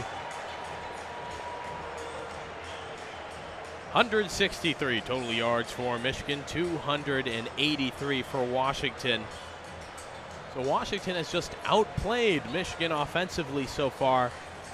We saw those second quarter changes. We'll see if the trajectory continues where the Wolverines start to outpace the Huskies. Here they come onto the field, led by their mascot. Do you know its name? I don't know its name. I do not, but it looks like one of the fluffier Huskies I've ever seen. I will admit to you at home that we tried to get a photo with it or with him pregame. They told us no. It was unfortunate. Unfortunate. We didn't even have Michigan gear on at that point. I know.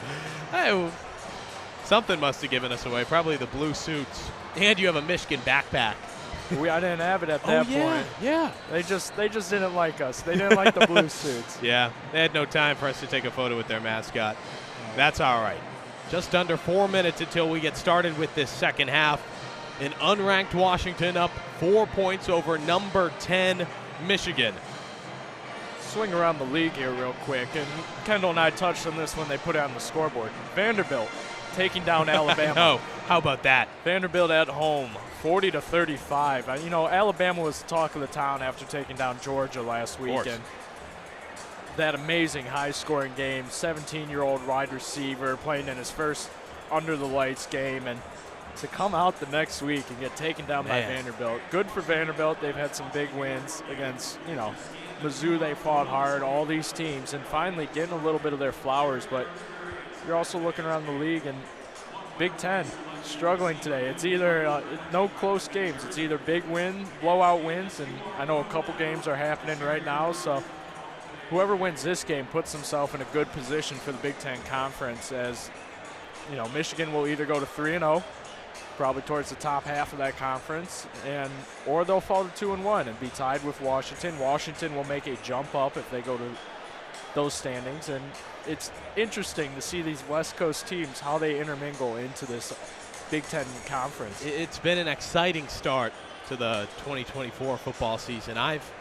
had my general conference realignment concerns, but, putting aside the death of the Pac-12, and how sad that was to watch. It's been fun to welcome in Washington, Oregon, USC, and UCLA to the Big Ten. Certainly adds a new level of excitement. I mean, that win over USC for the Wolverines, what was it, 36 total passing yards? The ground game, welcome to the Big Ten. Tonight, well, Washington looking to avoid that same fate. It's there.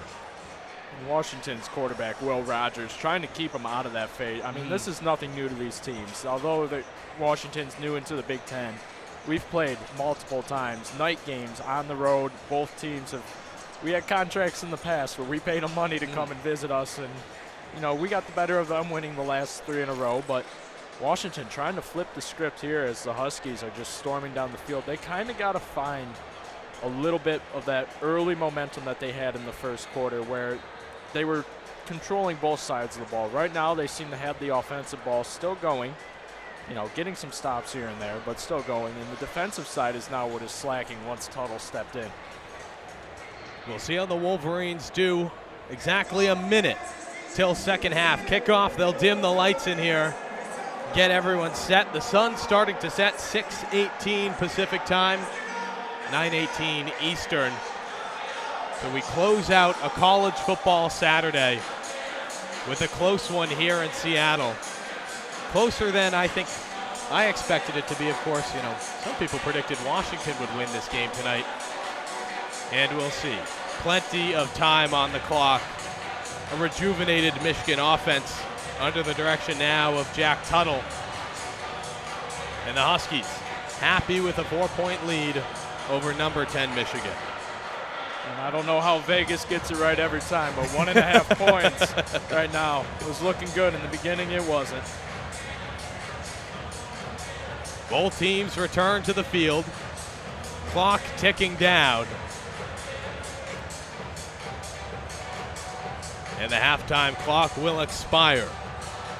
Washington set to kick off, Michigan to receive to begin the second half.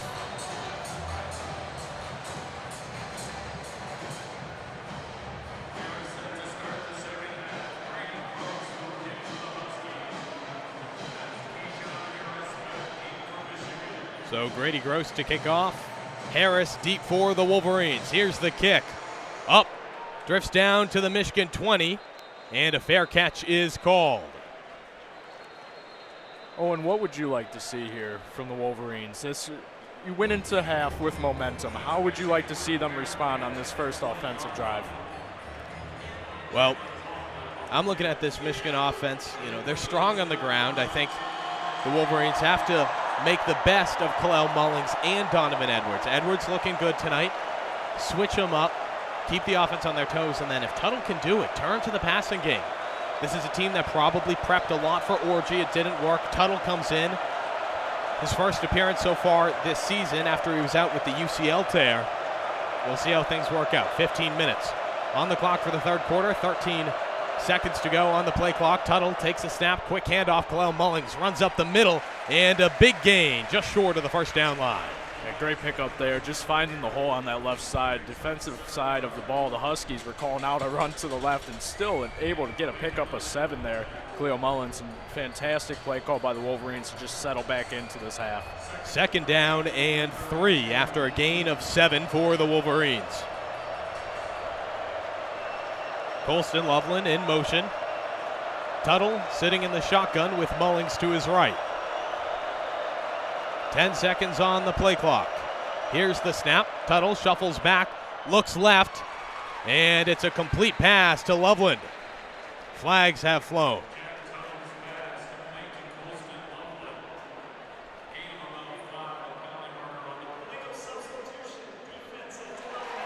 Washington will be called for an illegal substitution. Good catch there by Loveland. Kendall and I talked early on before the game even started. Who did you want to step up? And for us, it was Colston Loveland. Coming back into this lineup off of a little bit of an injury. Definitely needed to see him get some more grabs here, and he's definitely been doing that today with these check down throws. First down and 10 from the Michigan 38.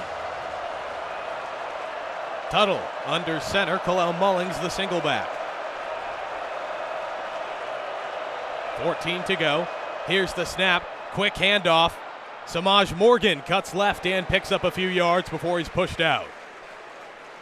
Fantastic motion there by the Wolverines. Morgan, not one to usually run with the ball, but has a couple sneaky plays every game where he's sent in motion behind the quarterback, and there it pays off for the Wolverines with a good pickup on first down.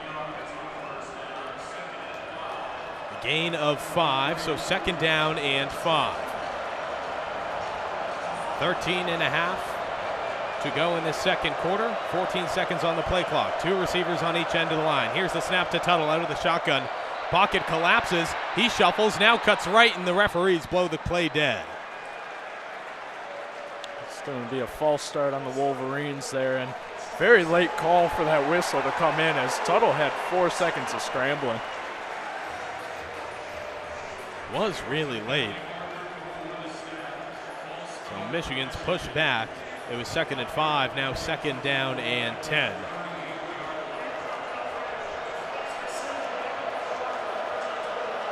I guess that's why you have the pickup on first down. Put yourself in a position where I guess you can afford a mistake or two in this kind of newly forming offense here for the Wolverines. I know, an offense that probably hasn't worked together too much. I'm sure they've been practicing.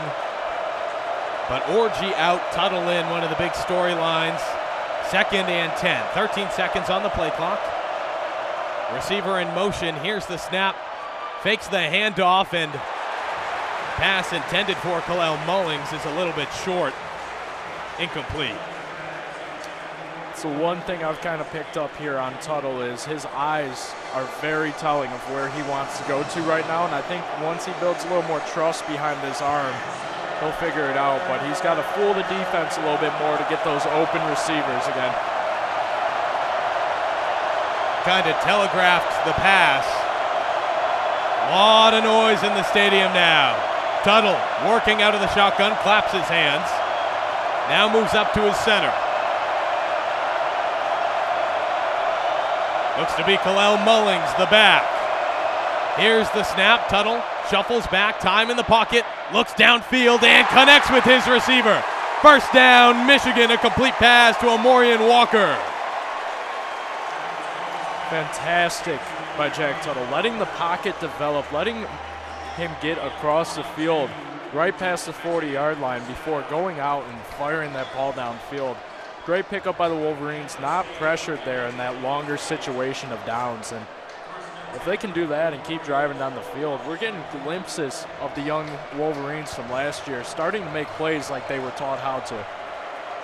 First down, now in plus territory from the Husky 40.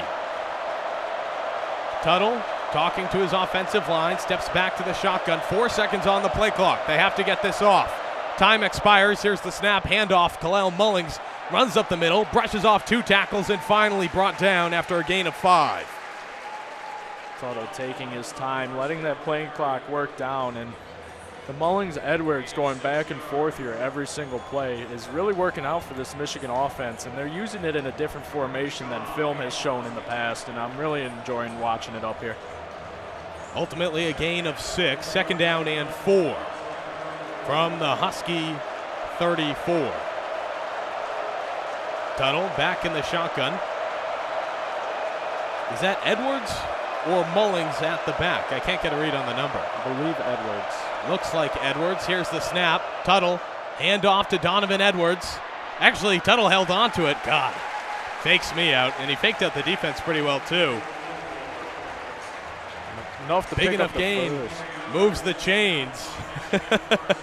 Sorry about that. No, you're good. Faking everyone out here. And miscommunications on the defensive side and up here. All good. Yeah, so Tuttle gets me and the Washington defense. First down for Michigan. Now on the Husky 30. The Wolverines 4 points behind. 14 seconds on the play clock. Tuttle in the shotgun.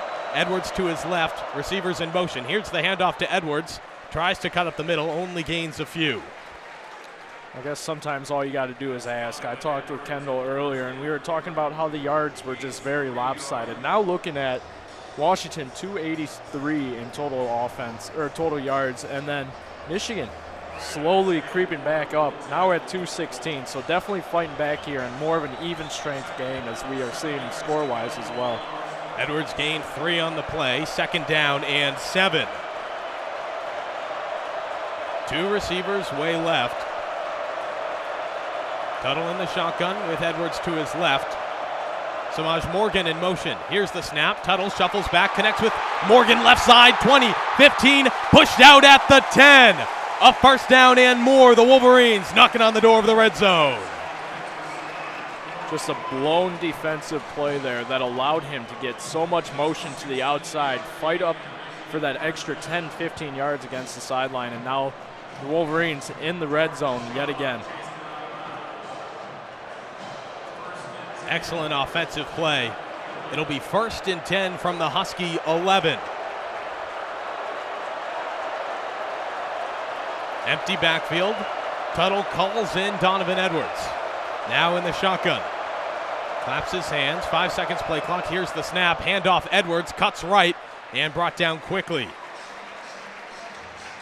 Since Tuttle came into the game, Edwards doing a fantastic job of letting a play develop. He knows there's going to be some miscues with that offensive line, and that's what every time that happens when a new leader steps onto the field, but doing a fantastic job of finding the hole that the offensive line is creating, even if it goes against play calling. A gain of 3 for Donovan Edwards. Wolverines break from their huddle. 14 seconds on the play clock. 2nd and 7 from the UW 9. Receiver in motion. Tuttle takes the snap, shuffles back, looks to the end zone, has no one, holds onto the ball, cuts right, now will throw, finds his receiver, Colston Loveland in the end zone. Touchdown, Michigan! Tuttle could be the key to the Wolverines' answers here, and letting that play develop, scrambling in the pocket and waiting for Colston Loveland to make that little route back to the front edge of the end zone. Fantastic. I mean, we have not seen that in the Michigan offensive play style in the last couple weeks. Great to see it back here again. Now Dominic Zavada out for the extra point. 8:38 to go. Snap good, hold good, the kick up and through the uprights. Michigan 17, Washington 14.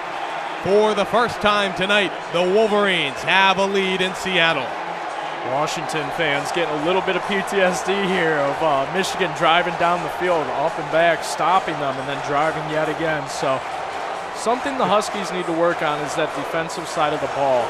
Tuttle plays with a lot more motion behind the line than an Orji or a Davis Warren, and I don't think they're expecting that, and their defensive edges are definitely not expecting that, as the same blitzes that were working in the first half are not working now, and you're actually losing the motion guy, allowing for the Wolverines to pick up large chunks of yardages right there.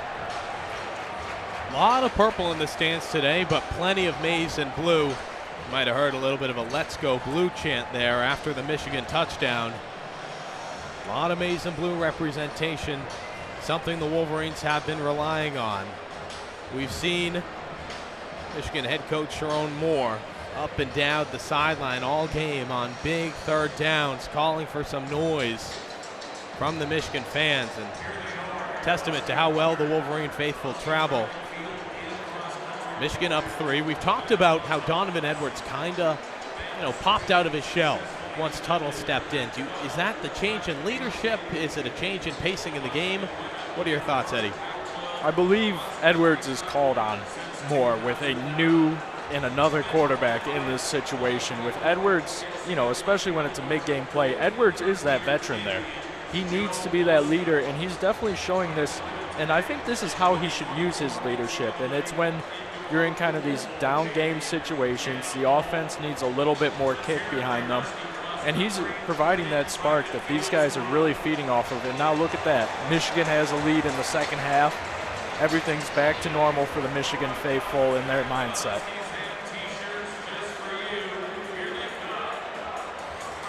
These Wolverines are often likened to a boa constrictor that slowly chokes you out, tighter and tighter as time goes on.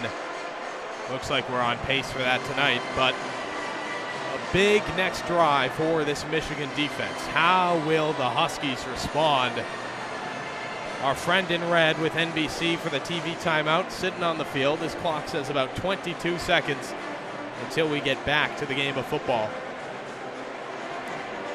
I've given credit all night, and these Husky faithful, they are making it hard for the Wolverines on both sides of the ball to get their play calling done, and I don't think anyone was expecting this atmosphere. No one really knew what they were walking into either, and just very interesting of how the crowd is affecting, just like the Big House would for if the Wolverines were at home. Tommy Doman set to kick off for the Wolverines. Here's the kick, up and away, 8:38 to go in this third quarter. Fair catch waved for, and the ball is caught at the 1 yard line. Washington will start with the ball. First down from their own 25-yard line. Down 3 points to Michigan. Michigan going to ask Will Rogers what he's made of here, see if he can get his team back on the board and even tied her up. Rogers with a strong start to the night.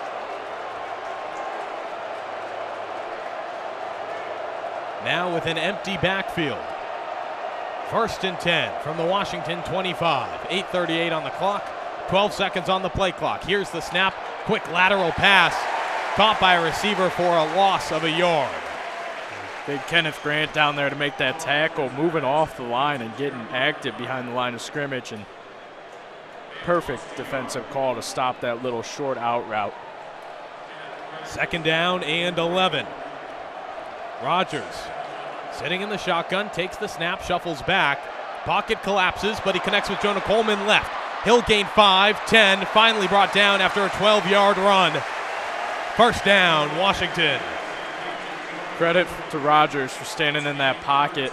Kenneth Grant getting another pressure down there and standing tall. Rogers was when taking a hit there to make the first down completion. First and 10 from the 37. Rogers takes the snap in the shotgun, and he's sacked!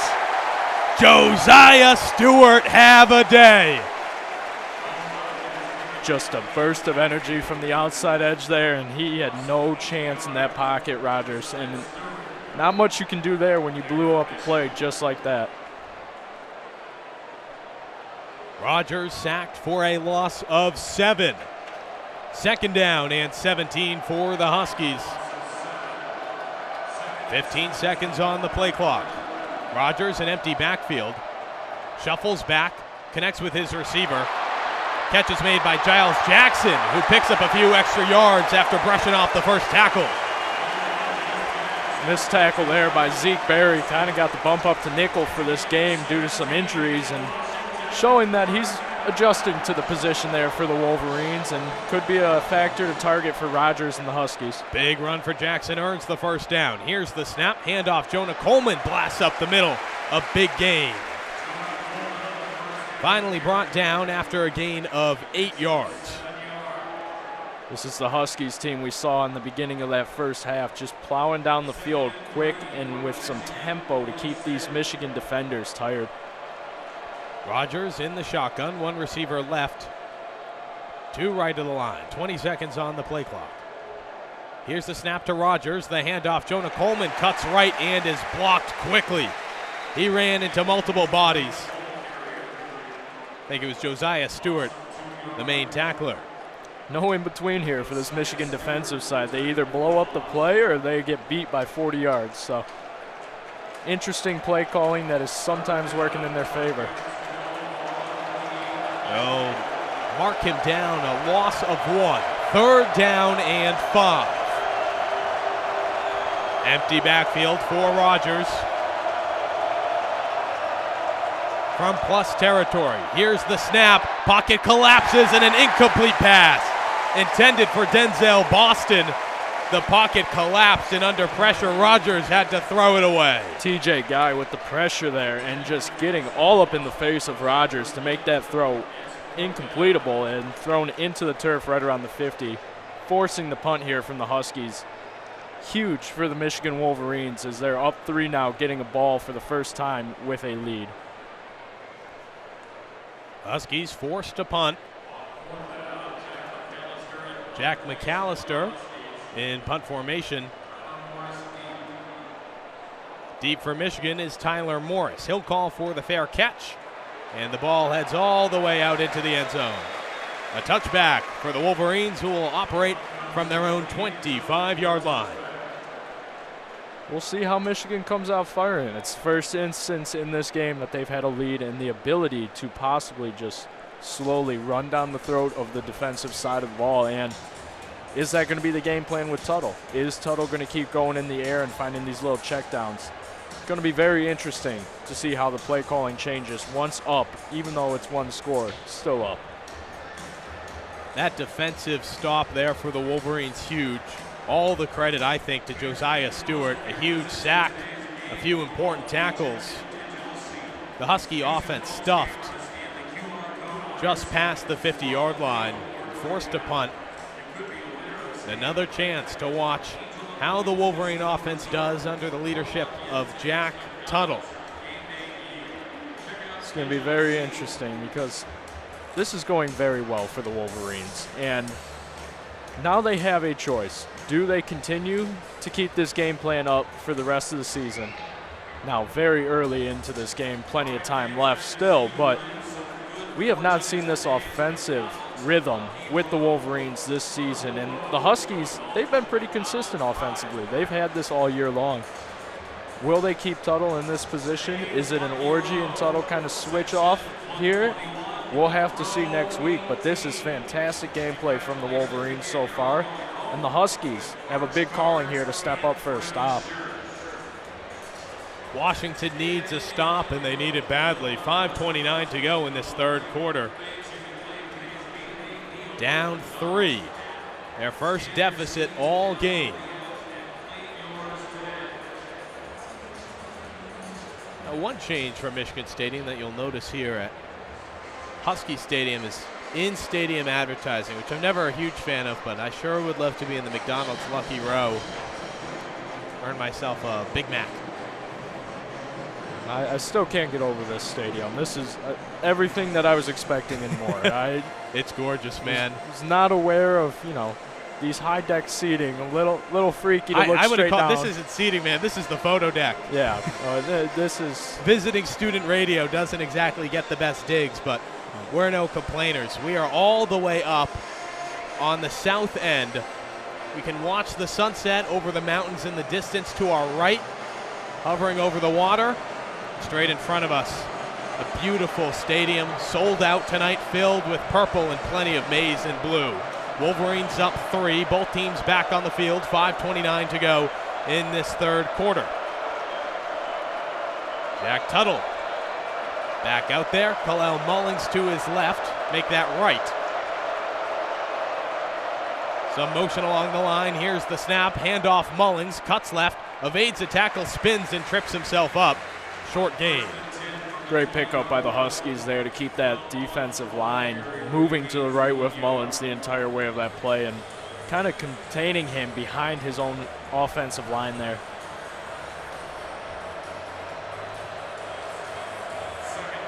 Wolverines break from their huddle. 20 seconds on the play clock, 5 to go in the quarter. Tuttle in the shotgun. Mullings moves from right to left. Tuttle takes a snap, shuffles back. Intended for Mullings, but the pass is batted away. Incomplete.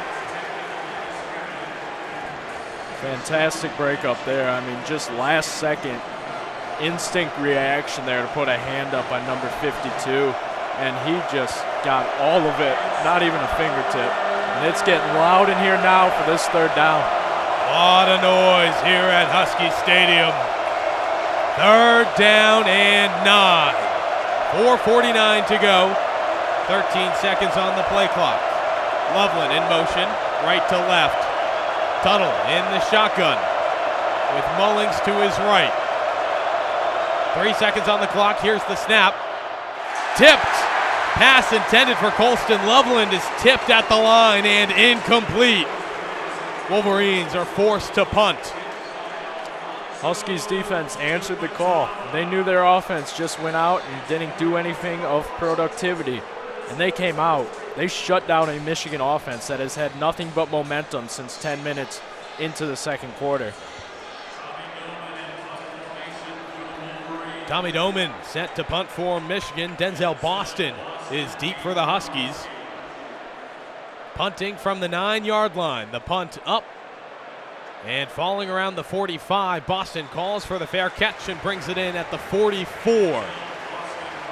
Solid place to start off that Washington offense. Before we see if they can cut into this deficit, though, another TV timeout, about 2.5 minutes. Why wouldn't they at this point? Got to get all the advertising as you can. Oh, yeah. Sure, there's a Big Ten commercial somewhere in there today. Well, we appreciate you listening to WCBN. Always free and commercial free on YouTube and 88.3 FM Ann Arbor. Michigan looking to get another stop defensively. They've slowly tuned it up, but yet the Huskies have found these pockets, and not even the secondary. They're blowing up the run game as well today, and it's one of those things. The Huskies are just a complete different look than what Michigan has seen all season, and Michigan is struggling to compare to them defensively. Now, have there been any adjustments you noticed? You are in the first half with Kendall. Wolverines come out of the locker room here to start the third quarter, 10 minutes in. Have you seen any adjustments on offense or defense? What are they doing differently? The Wolverines don't want to get beat on the outside. They don't want to get beat on the sideline, and that's a little bit of an adjustment from what the first couple passes that were thrown. They were outside those hash marks. They were getting beat out there.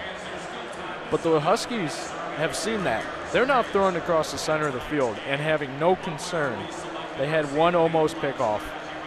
Other than that, that's their bread and butter of this game today, and they've been completing those passes back to back to back. And if you're the Michigan defensive coordinators, you got to pick up on that and say, hey, we got to split our time evenly between the two, because we're getting burnt now down the middle and completely different than what Wolverines have seen all year, and the Huskies sticking to a game plan that has been working all year long. Absolutely they are. I feel like the Wolverines were a little late to the light show game here, as the Huskies have been doing the light show sometime in the third quarter for a long time now, and Big House just getting into that fun game there where throwing out the blue lights every now and then when it gets late. Oh, man. Don't get me started talking about fan experience. I'll forget to call the rest of this game, man. We'll never get you to stop there. I love LED stadium lighting, dude. I know there's something wrong with me, but the possibilities with it are so much fun. Make the field flash, do a light show, fire up the crowd. They do it well at Michigan Stadium. They have fireworks here at Husky Stadium. Those made me jump a few times in the first half when I wasn't expecting them. Never seen pyrotechnics packed right in front of me, but yet we got to see that today. We're on the photo deck. Someone was playing with the fireworks right behind us. So if you hear a big boom and we're not talking, you know what happened. 4:38 remaining in this third quarter. Husky offense back on the field. We're set to go. Will Rogers sitting in the shotgun. 10 seconds on the play clock. Moves a receiver wide, takes a snap, shuffles back. Plenty of time. Now the pocket collapses. He'll hold onto the ball, cuts left. Gain of 5, pushed out after a 7-yard gain.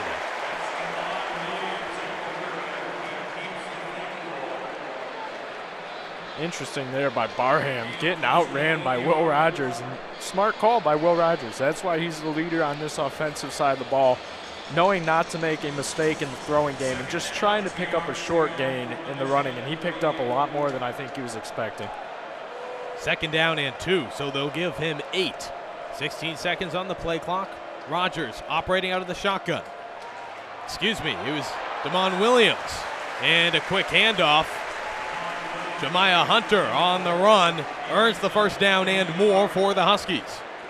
They are sneaky with their substitutions. That's the second time no one has really picked up when he came into the game, and Rogers either sat out or went wide. So good play calling there by the Huskies. Williams hops back out. We're back to Will Rogers. Under center. One single back. Rogers takes the snap, fakes the handoff. Quick pitch to the right-hand side. It's Decker to Graff on the run, and a first down for Washington. Brought down at the Michigan 30. Great play by the usual third-string tight end, but due to injury, kind of getting the step up today as the second string and has been used in a lot of blocking plays, finally getting his chance to put his hands on the ball here and make a big play for his team. Now a first down from the Michigan 31. Huskies down 3, 2:52 to go in this third quarter. 10 seconds on the play clock. Rogers from the shotgun. Little bit of motion along the line, takes the snap, shuffles back, quick pass, and batted away. Or tipped, incomplete. Second down and 10. If you're the Huskies here, you would love to be thinking this is field goal range. But that's been a problem all this evening. So for them, they might be thinking touchdown or nothing when it comes to their field goal side of the ball today. All this evening, all this season, they've struggled with Grady Gross. Unreliable except from extremely short distance for the PATs. So now second down and 10. Here's the snap, quick handoff. Aiden Mohammed blasts up the line for a short gain. Cut to the right-hand side. Gain of 4. Good pickup there by the Wolverines just to get a slowed down tackle with a short gain to bring up a third down here. Third down and 6. It's DeMond Williams back in, takes the snap. Quick pass completed on the right-hand side. Didn't get a read on the receiver. Looks to be Jeremiah Hunter, and he'll move the chains. Great hurry-up offense ran by the Huskies there, going right back into it here to try to catch Michigan on their heels. Still DeMond Williams in at quarterback. He'll take the snap. Quick handoff now. And no, he didn't. He faked it. Held on to the ball. A gain of 9. Wolverine offense read that, or defense read it about as well as I did. Out of position, and finally they push him out after 9 yards. And I believe he's staying in the game. Rogers kind of slow to get off, but still waiting on the sideline. I think he'll be more of a passing threat for the rest of this game rather than running, but fantastic scramble to pick up 9 there on that first down. Williams back in the shotgun, 3 receivers left, takes the snap and the handoff. Short gain. We'll see if it was enough for the first down. And it is.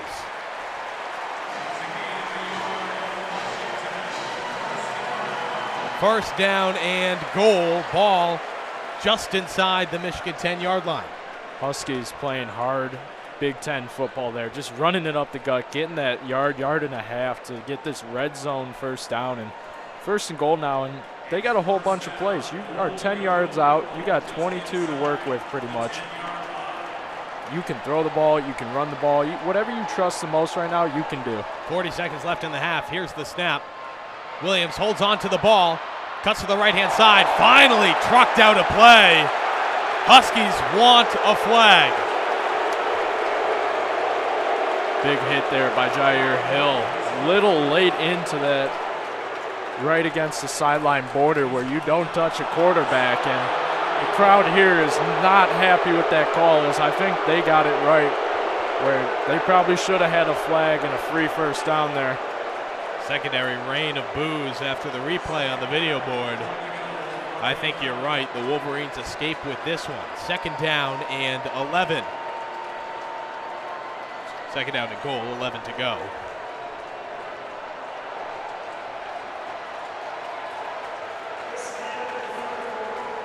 And time expires on the third quarter, so the Huskies and the Wolverines get to break for a moment.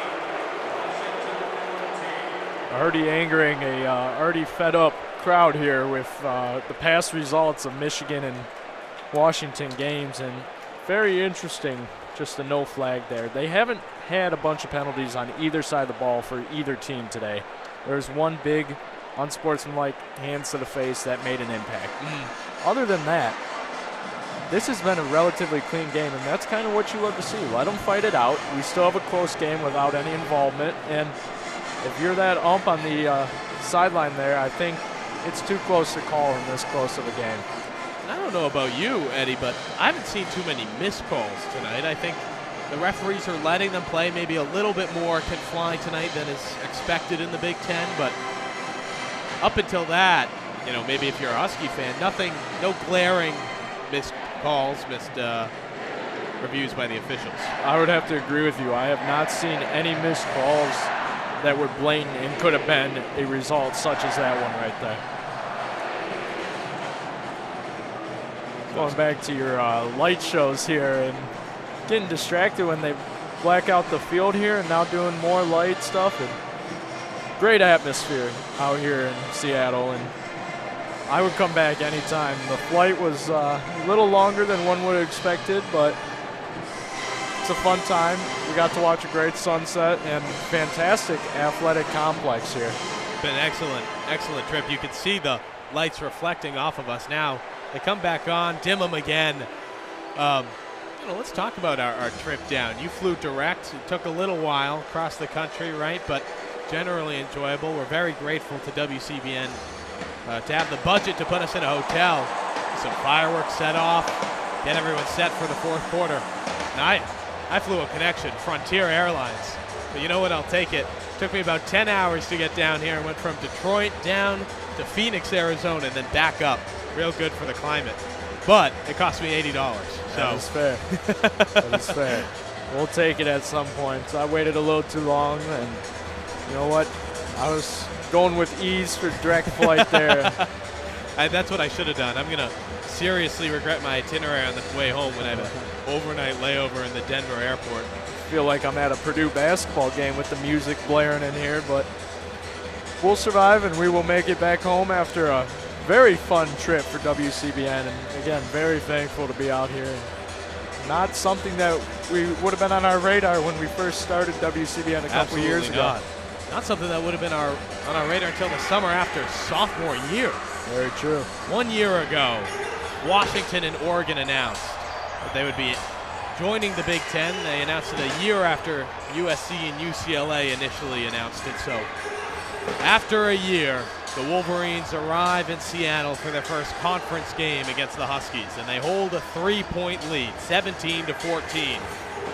15 minutes on the play clock. The Huskies in the red zone, pushed back by a short loss on first down, so now 2nd and 11. 11 to go to the house.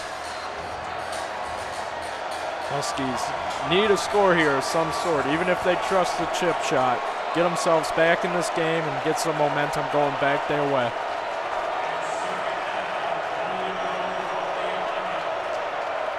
Can't get a read. Looks like Will Rogers might be back in the saddle. He is.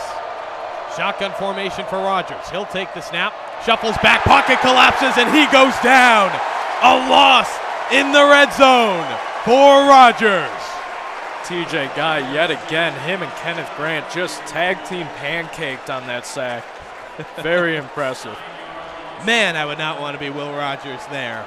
A pile-on by the Wolverines and a loss of 9. And credit to TJ Guy, stuck through with this program the entire way. Senior now, and did not get any playtime until this season, and he's becoming a full wrecking force on this defensive side for Michigan. 3rd and 20 from the Michigan 20. Here's the snap. Rogers time, completes a pass to Kaleki Latu. He'll make his way back to the 11. And Washington with a decision to make here on 4th down. 11 yards away from the end zone. You kick the field goal, you think, but it's been a tough night for Grady Gross. One would think you would take the 23-yarder, but the 22-yarder was blocked. So I don't, as a coach, I don't know how you call that. Here's Grady Gross looking to even the score for the field goal. Snap good, hold good, the kick up and through the uprights. We're tied. Michigan 17, Washington 17. Eddie, we have an exciting fourth quarter ahead of us here in Seattle. We have ourselves a game finally, and started off very slow in that first half. Happy to call the exciting half as well here. And Another media timeout comes up here, and the Huskies did what they had to do. They came out, they got downfield, they got it close enough where they didn't have a problem trusting their kicker. When it matters most, Grady Gross gets it done. And what have we seen from him so far tonight? We have a blocked three-point, a field goal attempt, and then a missed field goal from long range earlier in the game. That's just pure coaching trust there, and to bring him out in a close game where he knows in the back of his head this field goal ties the game, that's just training and trust. So good on the Huskies tying up the game. See if they can make another stand here. They did it against the Wolverines. The total kind of momentum from that second half is slowly wearing off, and we'll see if the Wolverines can bring it back at all and try to get at least in the field goal position to take a lead here late into the game. It'll be 13:38 to go in the fourth quarter once we're back from the TV timeout. A little over a minute until the teams return to the field. A back and forth game between an unranked Washington and number 10 Michigan. Is this Michigan playing down or are the Huskies playing up? I think it's the Huskies playing up for the most part. I think Michigan, this is their team. We have to accept it finally that this is their team. We're not going to go over and steamroll and run through people's chins ever again. Not with this lineup. I wouldn't say ever again, but not as consistently. There you go. That can't be the only game plan. Like we saw today, we had to switch it up mid-game. That would not have happened last year. It would have been, Quorum will figure it out eventually. So it's good on the Wolverines. I like the adversity for them. We'll see how they respond to some points deep in their own zone here. You know what, as Michigan seniors, it sure was fun to watch the Wolverines beat USC.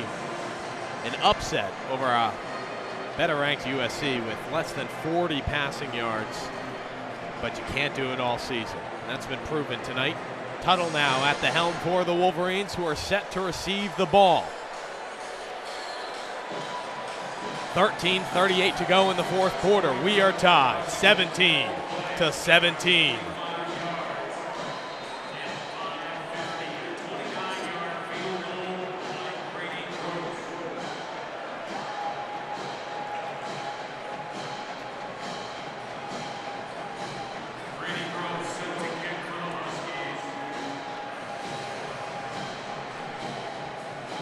Grady Gross set to kick for Washington. The kick up and will fly into the end zone. The Wolverines will start first and 10 from their own 25-yard line. What do you think, Tuttle, coming out here, getting his first start halfway into a game and now into an actual night game on the West Coast? Oh, man. It's got to be an environment that he was not expecting today. Some Big Ten after dark.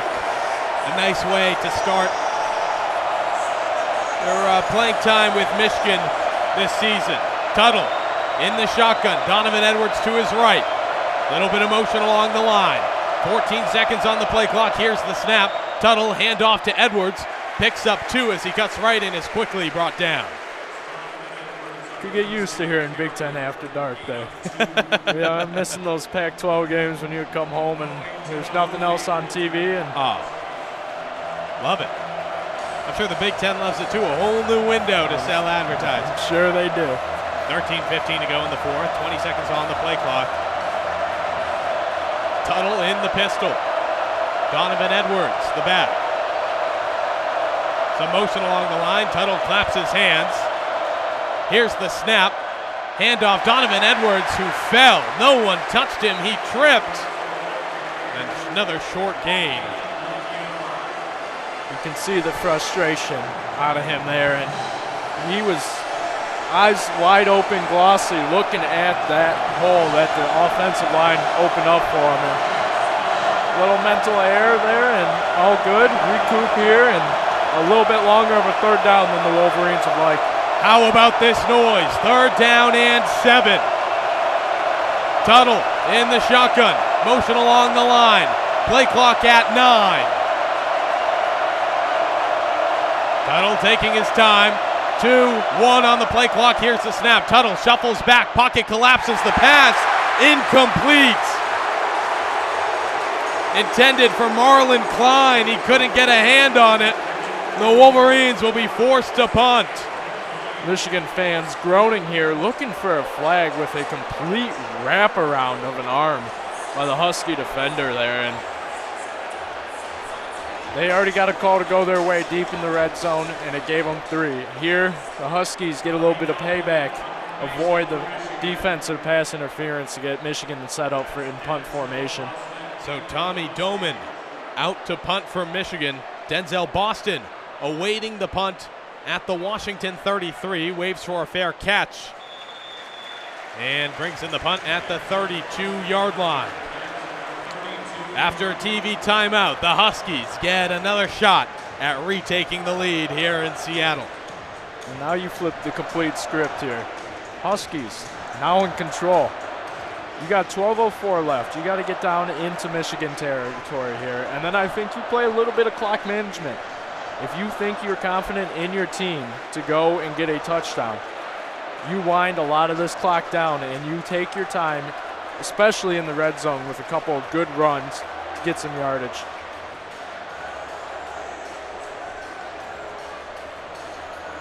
I do love the song Danger Zone. Fire me up here in Seattle.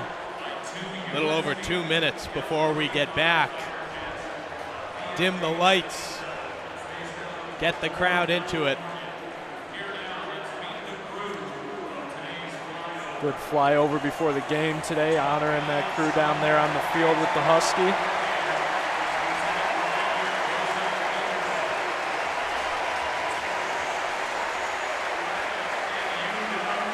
Perhaps the one single disadvantage of our excellent broadcast, I'm not going to call it a booth, I call it our broadcast folding table on the photo deck here at Husky Stadium. We couldn't see the flyover. We could not. We have the overhang above us, which is a little disappointing. I'm thankful though, because didn't know if it would be raining in Seattle today, and this is a welcome surprise if it is. But still packed in here. This atmosphere. I can see why they want to come to the Big Ten, get some of this over there, and I'm here for it. I was not personally at the national championship game, but if they brought half of this, I don't know how we look. Roar the crowd as the fans get a look at the Husky mascot. I still don't know what his name is. I wish I knew his name. But he is wearing a pair of aviator sunglasses and a little leather coat to match the flyover crew from earlier today. So definitely a fun sight to see, and what a great mascot. Too bad we can't put our Wolverine in there at the big house. Michigan has done it before in the 50s. They did it, and it got increasingly violent with each passing game. You can look it up. I wonder why. I believe its name was Bo or Benny. Benny or Bo. I'm not sure what the Wolverines' name was. They would tote him around in a cage on the field. Not exactly what you want to see. I think a dog is a much more appropriate live mascot. Dog's a little more appropriate here. I apologize to our listening audience. We did not do our proper preparation and find out its name, but you can Google it. We're going to get back to the game. 12:04 to go in this fourth quarter. The Washington offense back on the field. Starting from their own 32-yard line. Looks to be Will Rogers back in the saddle. He's under center. Jonah Coleman, the lone back. Here's the snap, handoff to Coleman. Brought down at the line of scrimmage by the Michigan defense. Fantastic there. Michigan defense just making stops when it's necessary and starting off his drive hot. They'll give him a gain of 1. Second down and 9.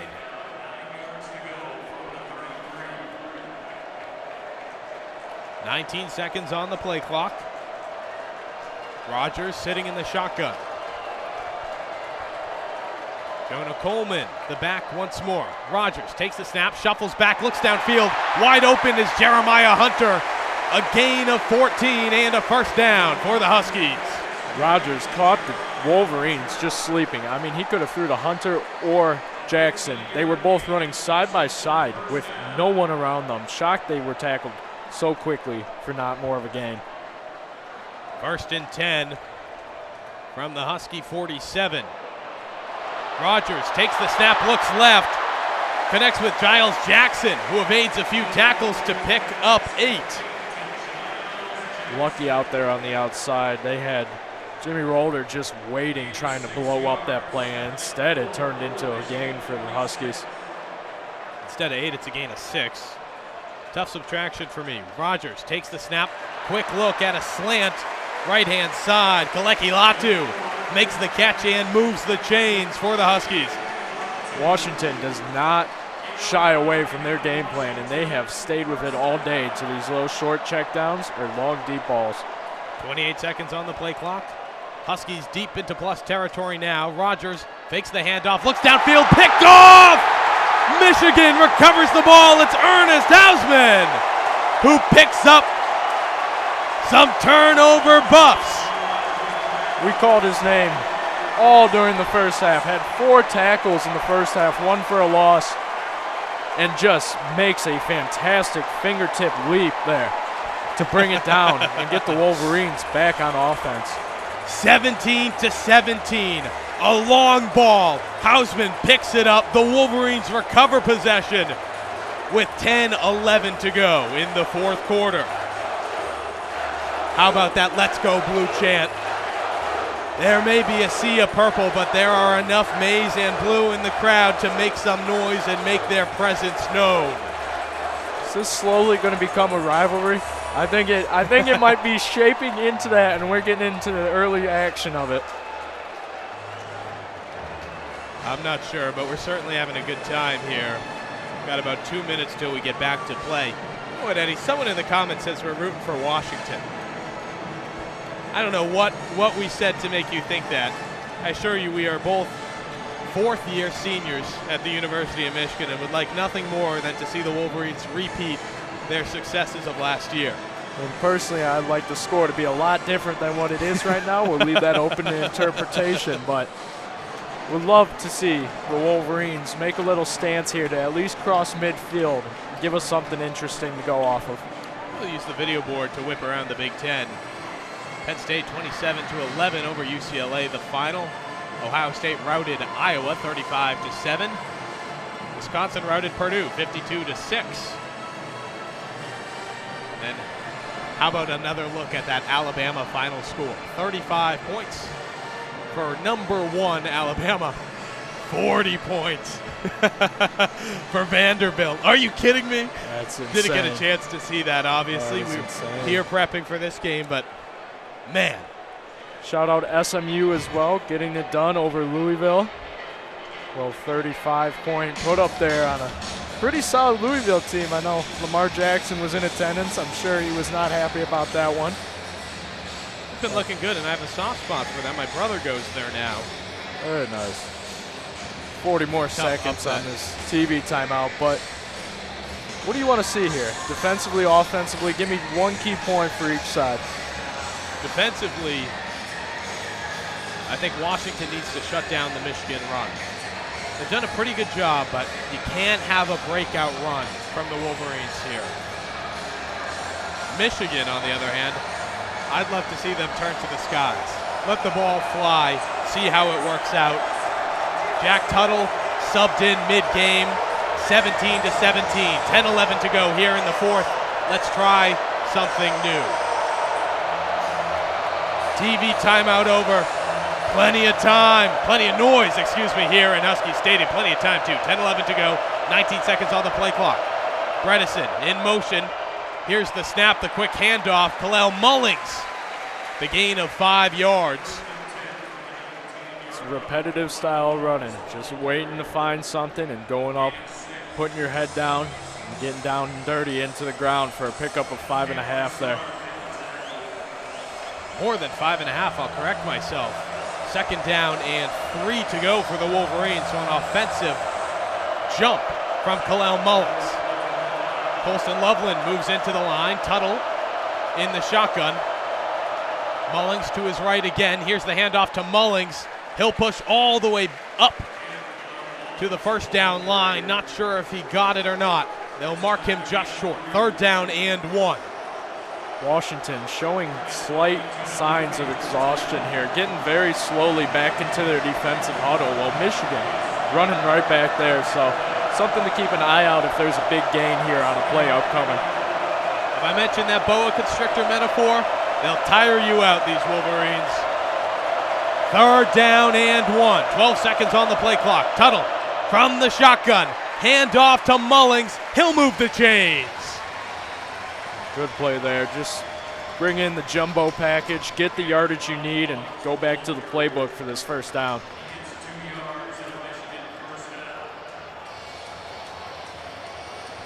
Now 1st and 10 from the Michigan 31. Slowly creeping upfield. 8:36 to go in the quarter. 20 seconds on the play clock. Tuttle operating out of the shotgun. Mullings to his left. Tuttle takes a moment.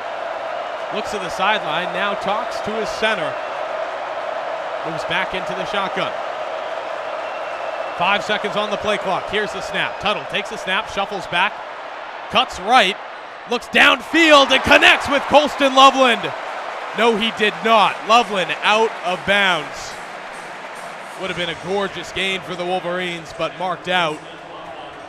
Would have been great for the Wolverines there. Loveland has a problem getting the 2 feet down, and we've seen it over and over again on a couple of missed catches there.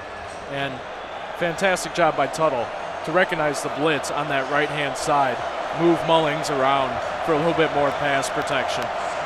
Shuffled out of the pocket just in time, but incomplete. 2nd down and 10. 10 seconds on the play clock. Tuttle back in the shotgun. Receiver in motion. Tuttle takes the snap, fakes the handoff. Got time in the pocket and he'll hold on to the ball. Cuts left. A short gain. Did he fumble it? Yes, he did.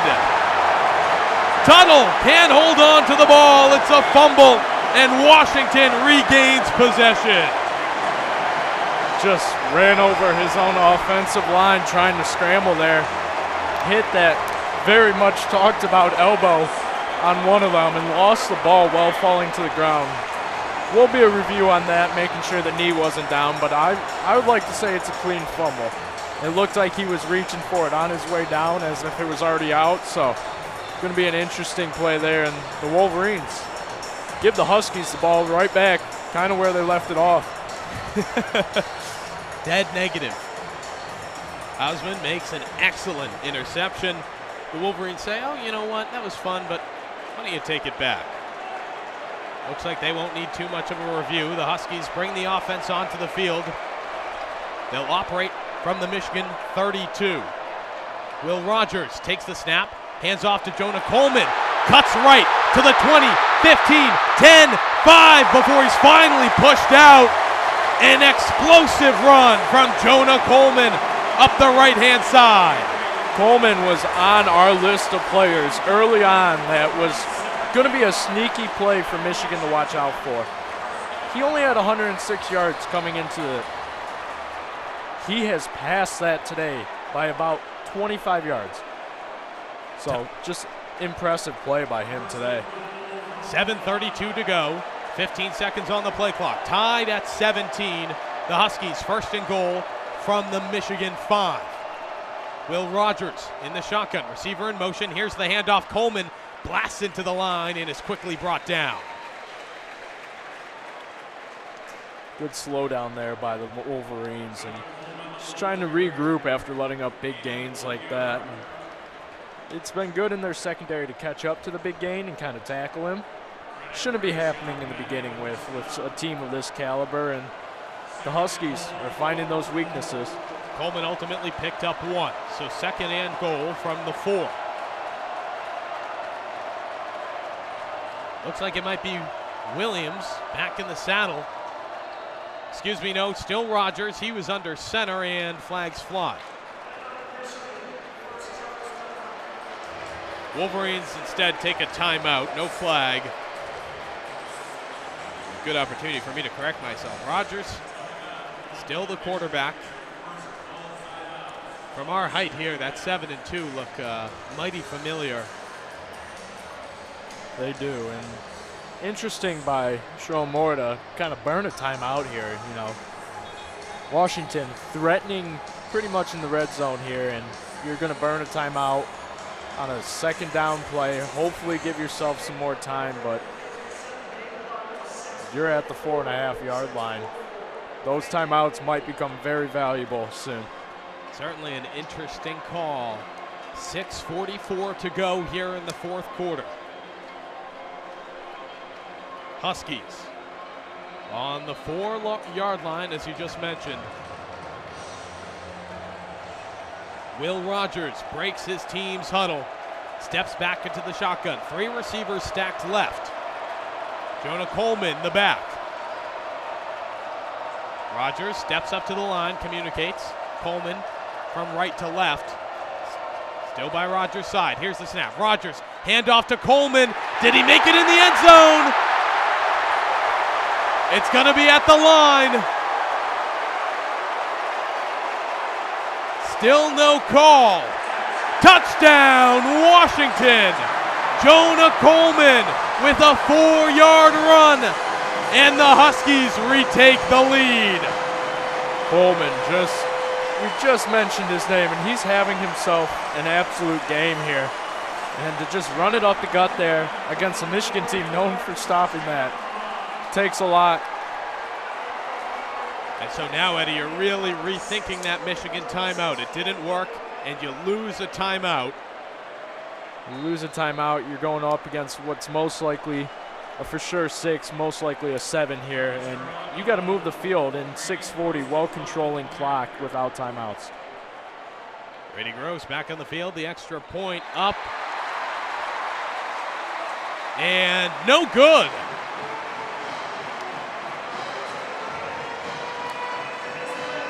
I'll correct myself. They got the beep from the Big Ten box to shut down the play and review the touchdown scoring, I believe. Got it. It looked like it went through the uprights. The referees blew the play dead. Yeah. No, they ran out on the field at the last second, and kind of hard to call that off already in motion. No kidding. So the referees will review the previous play as we get a look at the video board replay. It's going to be close. It looks like he kind of rolled over himself right around the goal line, all where the positioning of the ball is. But even if it's called back, you're on a inches to go situation into the end zone. Maybe you burn a little more time. The most likely outcome is another touchdown if they call this back. The Wolverines kind of letting up this touchdown after a Jack Tuttle fumble. Could kind of kill some of the momentum that they were burning up here, and they got to now push down the field in the most likely situation and get another 7 just to tie it. So, going to be a big call upon Sherrone Moore and his team of coaches to see how they kind of form this new team here. And the review upgraded to a full TV timeout for NBC. Here's the official with the verdict.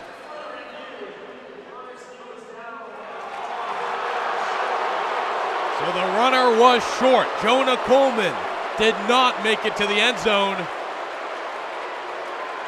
And the Huskies will be forced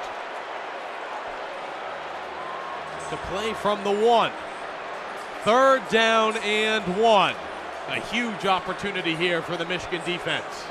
Unfortunately, I think we're still rolling that media timeout. Oh, we are.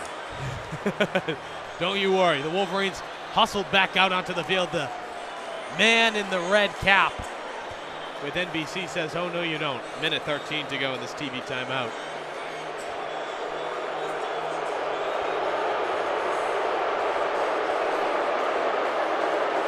Crowd is loud, and they are relentless. They are not happy with that little half. They just showed the replay again. Not happy with that half a yard that they called back, and anything can happen. It is college football, but the hope would be Washington can punch it in the next play or two. I think this is go for it territory. You're at a half yard. It's 3rd and 1 currently, 3rd and a half a yard. Michigan, you got most likely 6 minutes to drive the field. If it's worst case scenario, Washington gets 3. Michigan, you got a match, and you have no choice. So going to be a big call upon the Wolverines here to either get a stop at the half-yard line or go down the field and score. Both teams back out on the field. Seattle with 3rd down and 1.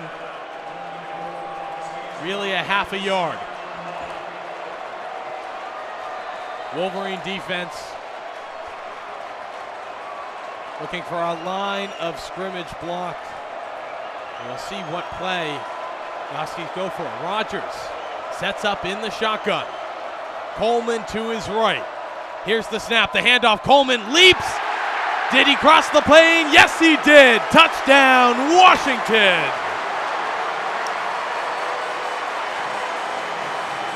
The Huskies are forced to redo it, but they do.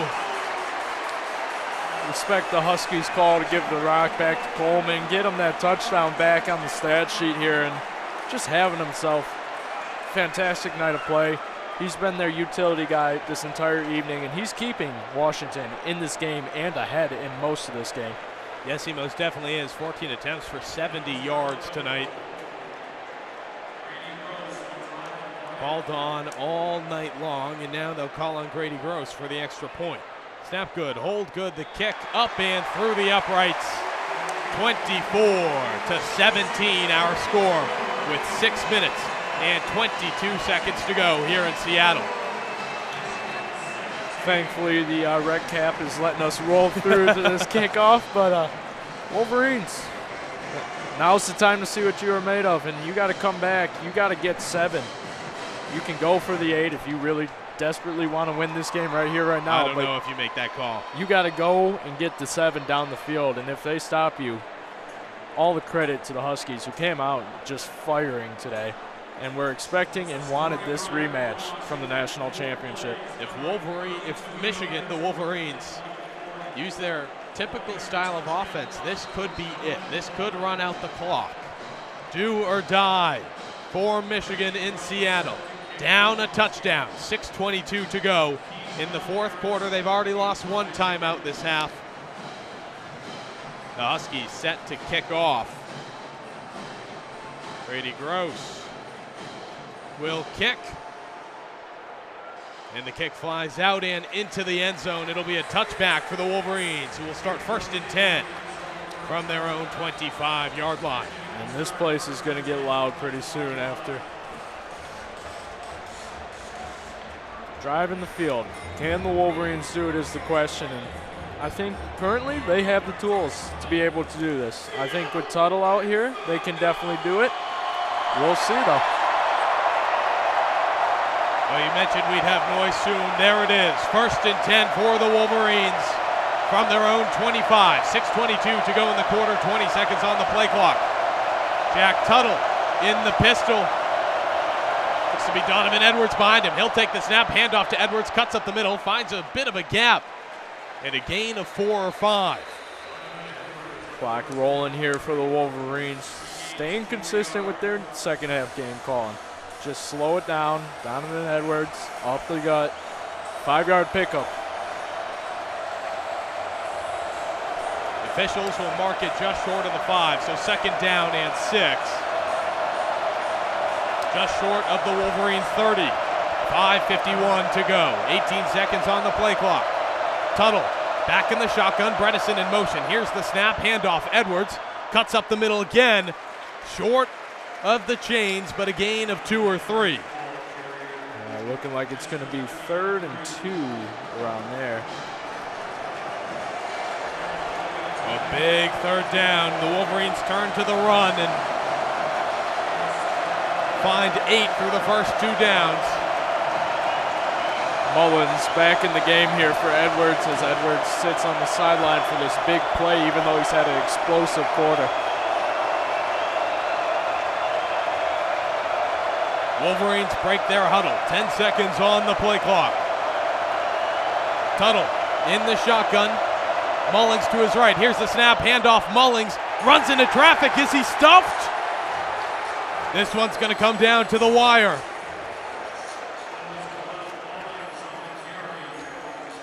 Kalel Mullings ran into traffic quickly. They are giving it to him. And he'll pick up 3. Kalel Mullings moves the chains. That's something else. They gave it to him on the 35-yard line, but they placed the ball behind the 35-yard line. I think they're challenging the spot here, would be my guess. And if you're the Huskies, I don't blame you, because the placement of that ball to where they move the chains, that is tricky. You got to call them out on that. Both teams huddle up as the referees step over for the video review.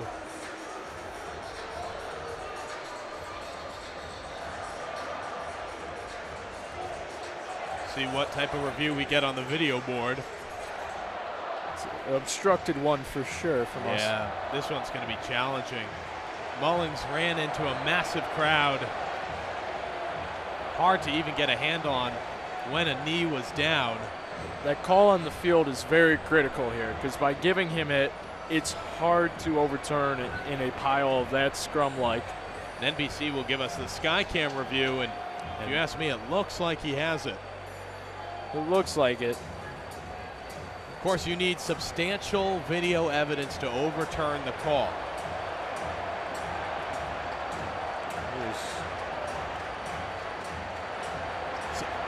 Even his knee is blocked.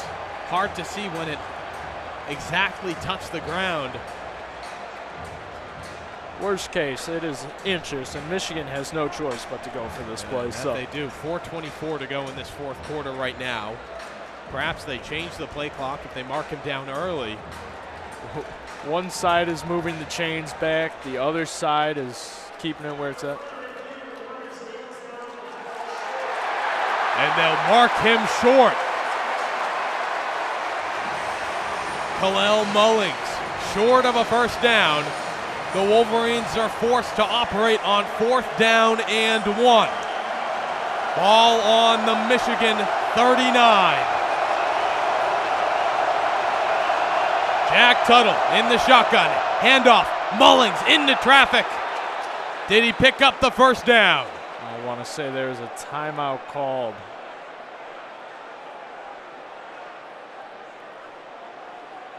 Officials confirm.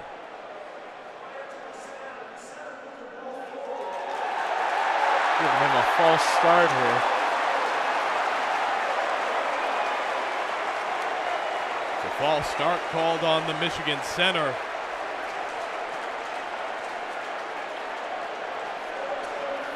It's unfortunate because that spot, the review, all of it, adding a couple seconds back onto that play clock. Yes, it does. 4:24 to go.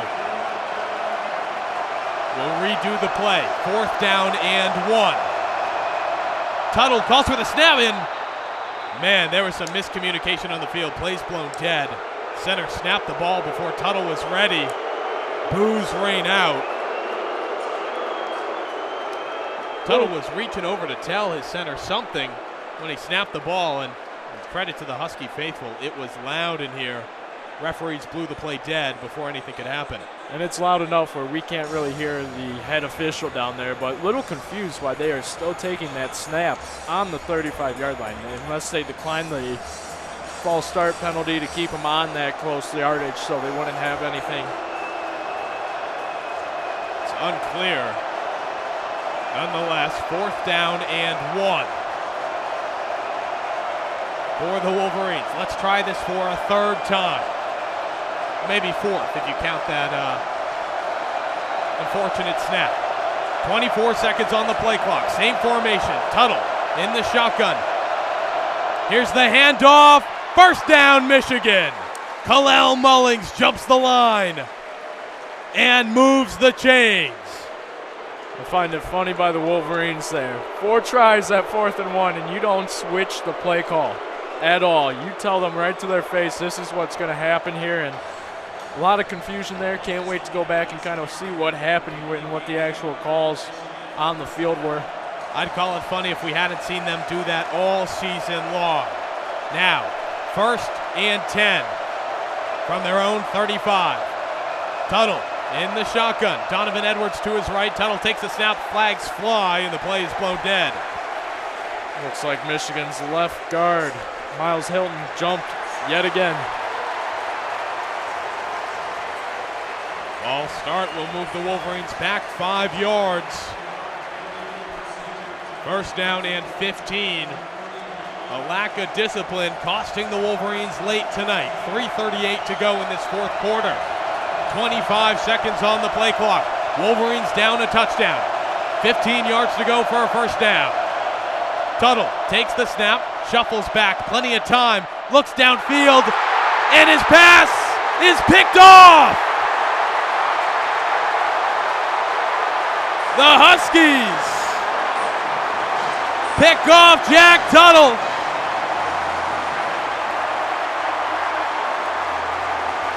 The Wolverines very well may lose this game. Speechless. Not the game I was coming out here to call. I was very shocked by the way both of these teams responded to the call today. And the Wolverines, if we're being honest, if it holds out to the result where I think this is heading, this team is in shambles. They need something to come together before the rest of the season flies by.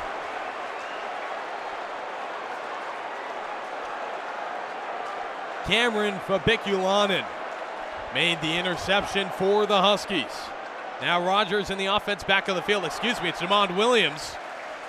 Holds onto the ball and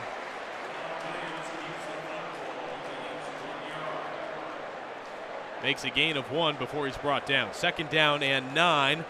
Ball on the Michigan 40. And the Huskies have no sense of urgency with 3 minutes remaining. No, they do not. Letting that clock run as much as possible. You know, Eddie, I really thought we'd be looking at some exciting overtime here in Seattle instead. Huskies could wrap this one up. 2nd down and 9. 2:45 to go in this 4th quarter. 4 seconds on the play clock. Rogers takes the snap in the shotgun. Quick handoff. And another short gain. Wondering if it's worth a timeout, and Sherrone Moore does call a timeout because of the new 2-minute warning rule or 2-minute timeout. There it is. Sherrone Moore will call timeout. 2.5 to go in the 4th quarter. Jonah Coleman, another short gain. 3rd down and 8 when we return from the timeout. Pretty effectively if they can pick up this 3rd and 8. It's looking like it's a game over from that situation. So Wolverines need to have a huge stop here on 3rd down to get even a little bit of life back.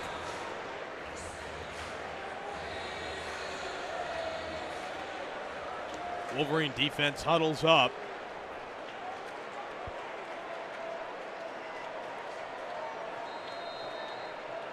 Huskies with 8 to go for the 1st down. Rogers in the shotgun. Jonah Coleman to his left. His go-to man all night. 12 seconds on the play clock, 2:30 to go in the quarter. Here's the snap. Rogers shuffles back. Long ball deep down the left side of the field. Incomplete, but flags fly. This should be pass interference, Eddie. There's no one else to blame but himself on that side of the ball. And it's Will Johnson, the defender. Yeah, and it's just you can't not turn around in that situation. Pass intended for Denzel Boston, and the referees will review the play.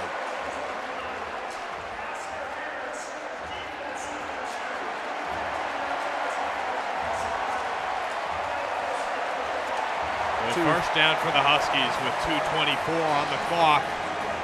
2 flags there, both on Michigan, so looking like a wrap on the ball game here, and just penalties and mistakes. The name of the Michigan game today. hard with all these small mistakes that combine into staying into a game, but you can't close out the deal. Washington up a touchdown over the number 10 team in the country, Michigan. Huskies 1st and 10 from the Michigan 24. Here's the snap, quick handoff. Jonah Coleman gains a few. Gain of 3 or so before he's brought down. Michigan uses their last time out there, and there's a lot of good takeaways from this game. Huskies set themselves up well for the rest of the season. They can build off of this win moving forward. Michigan, this was a game you should have came in here and won. Absolutely. This is disrespectful to the program and kind of what you've built here. I don't really care if you've had to rebuild a team and such.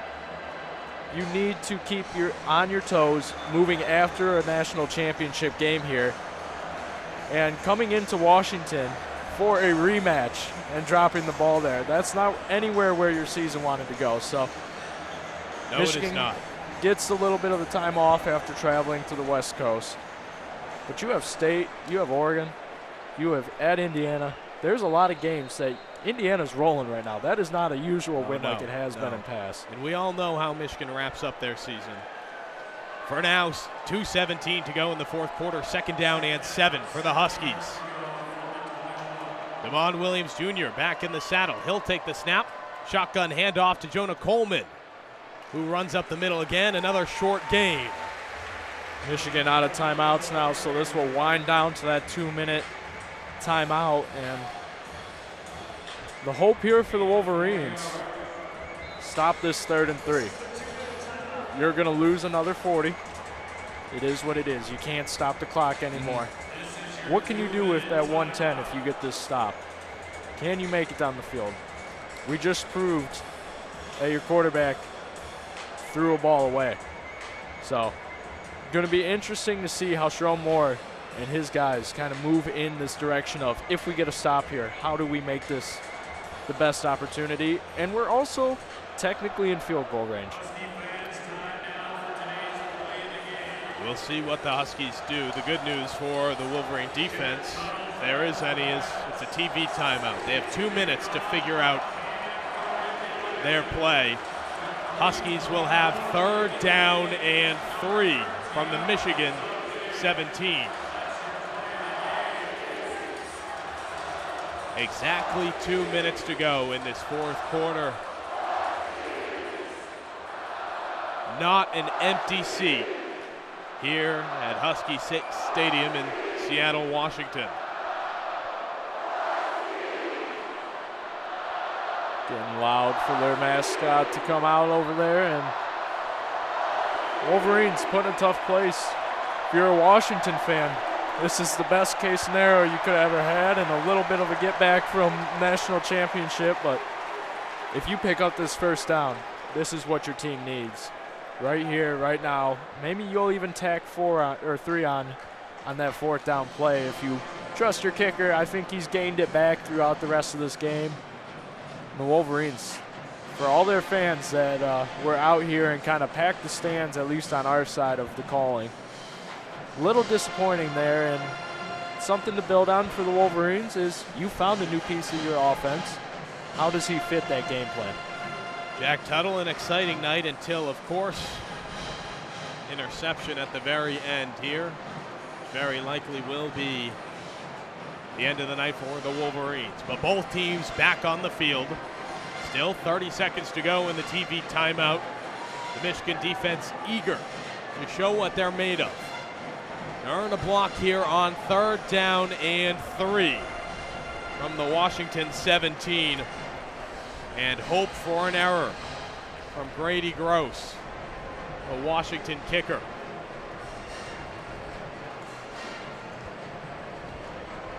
Huskies huddled up. The hash marks between the 20 and 25-yard line. Our friend in red with NBC steps off the field. 2 minutes to go. Play clock ticking down. 18 seconds on it. 3rd down and 3. Damon Williams Jr. back in the saddle, sitting in the shotgun with Coleman to his left. Here's the snap, the handoff to Coleman, cuts far right, and he'll move the chains. A first down for the Huskies. They are holding fourth down signal on the close sideline here. Oh, and they'll mark him just short. Correction on my part. Fourth down and 1. Wolverine defense did what it needed to do.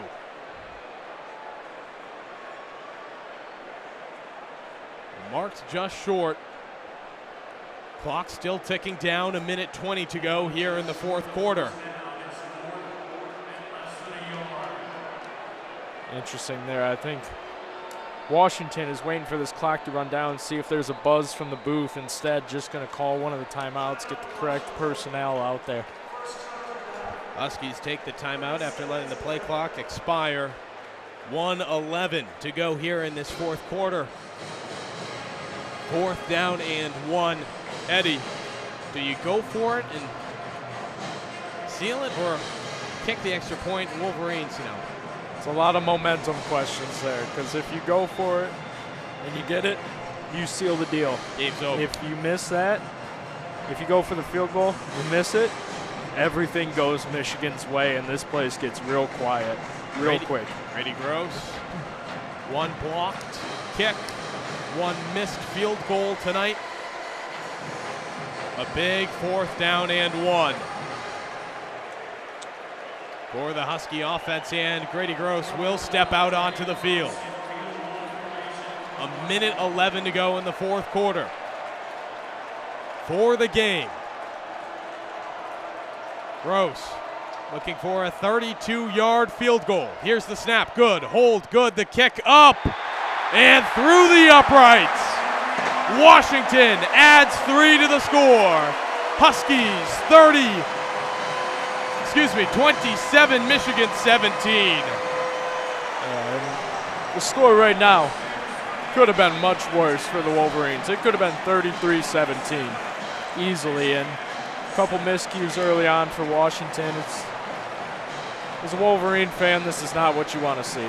This is painful and this hurts. Yes, we got the ring last year, but to come into their house and not be able to take care of business after fighting back after that less than graceful first half, it would be great to come out of here with a win, but sometimes you just travel to the other side of the U.S. and walk away with a loss. Michigan looks to welcome Washington into the Big Ten. Instead, Washington, time to shine tonight. 1:06 to go. Michigan down 10 points, hoping for the impossible. Huskies set to kick off. Here's the kick. Up, and it will land at about the 20. Wolverines receive and start driving down at the 26.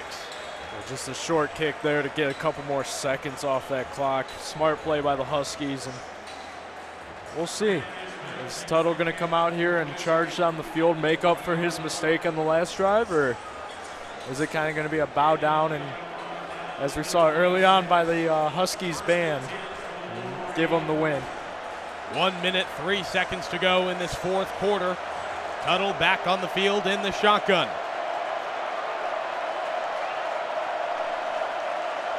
Here's the snap. Tuttle shuffles back, looks right, connects with Colston Loveland, short gain, and Loveland runs out of bounds to stop the clock. 58 seconds to go in the fourth.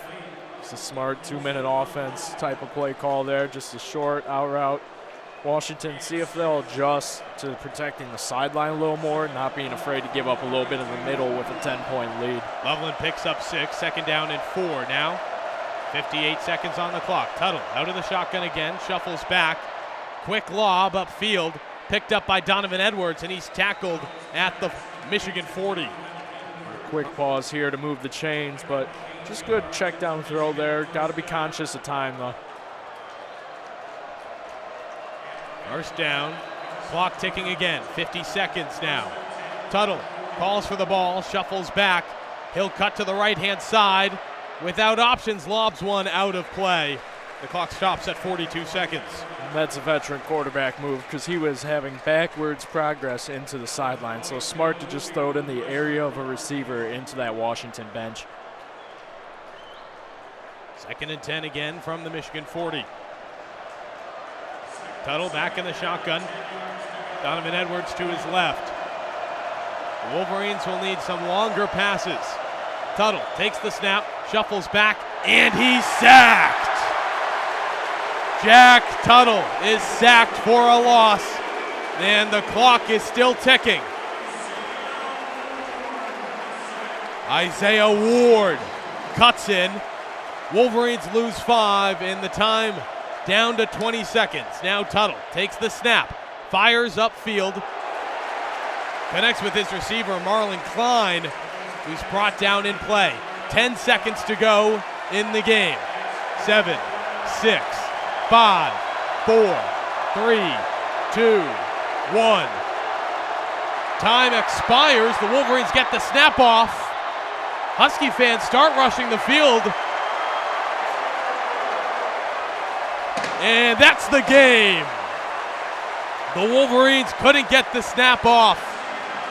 And the reigning national champions, ranked number 10 in the country in a rematch of last year's championship, are upset in Seattle.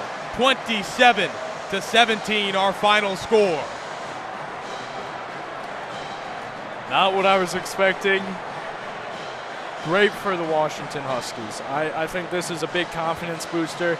They needed it for the sake of the Big Ten. They definitely needed a little bit more going here. And for the Wolverines, it's awful. You don't want this to happen. You don't want to come in here in a close game and get a field rushed against you. That's nothing you ever want to see. But if you can take away from this, you have Tuttle. Now, as we saw, he came out firing, but in the end needed some work. He's going to have some rough moments here. This quarterback room is still awful for the Wolverines. It's not going to change overnight. Tuttle was hopefully that hope. I think he could be that hope with a little bit more working with the right personnel once they get back to Ann Arbor. For the Huskies, you build on this. You have Big Ten games coming up in the next couple weeks with a break somewhere in that middle. Go for it. Fire for it. Make a statement this first Big Ten season. And this is just painful to watch them storm the field right now as a Michigan fan. But then again, we did it to them last year, so we'll take it away from that. You guys are now even. I think it's a rivalry in the making, and we can go from there. It's 2 Michigan seniors who have stormed the field twice in their collegiate career, both times with wins over Ohio State to head to the Big Ten championship. All our best to the Huskies, who now get the opportunity to do the same. 27-17, our final score from Seattle, Washington. Well, we have you with us. I'll remind you that WCBN student radio, free and commercial-free coverage of Michigan athletics. We appreciate our coverage. We ask that you subscribe and tune in for the rest of the season as we see if the Wolverines can rebuild from here. For now, it's an upset in Seattle. Washington 27, Michigan 17. For Kendall Spencer, Eddie Olejniczak, and everyone here at WCBN Sports, I'm Owen Crain. A tough one tonight for the Maize and Blue faithful, but we'll keep the hope. Good night from Seattle, and go Blue.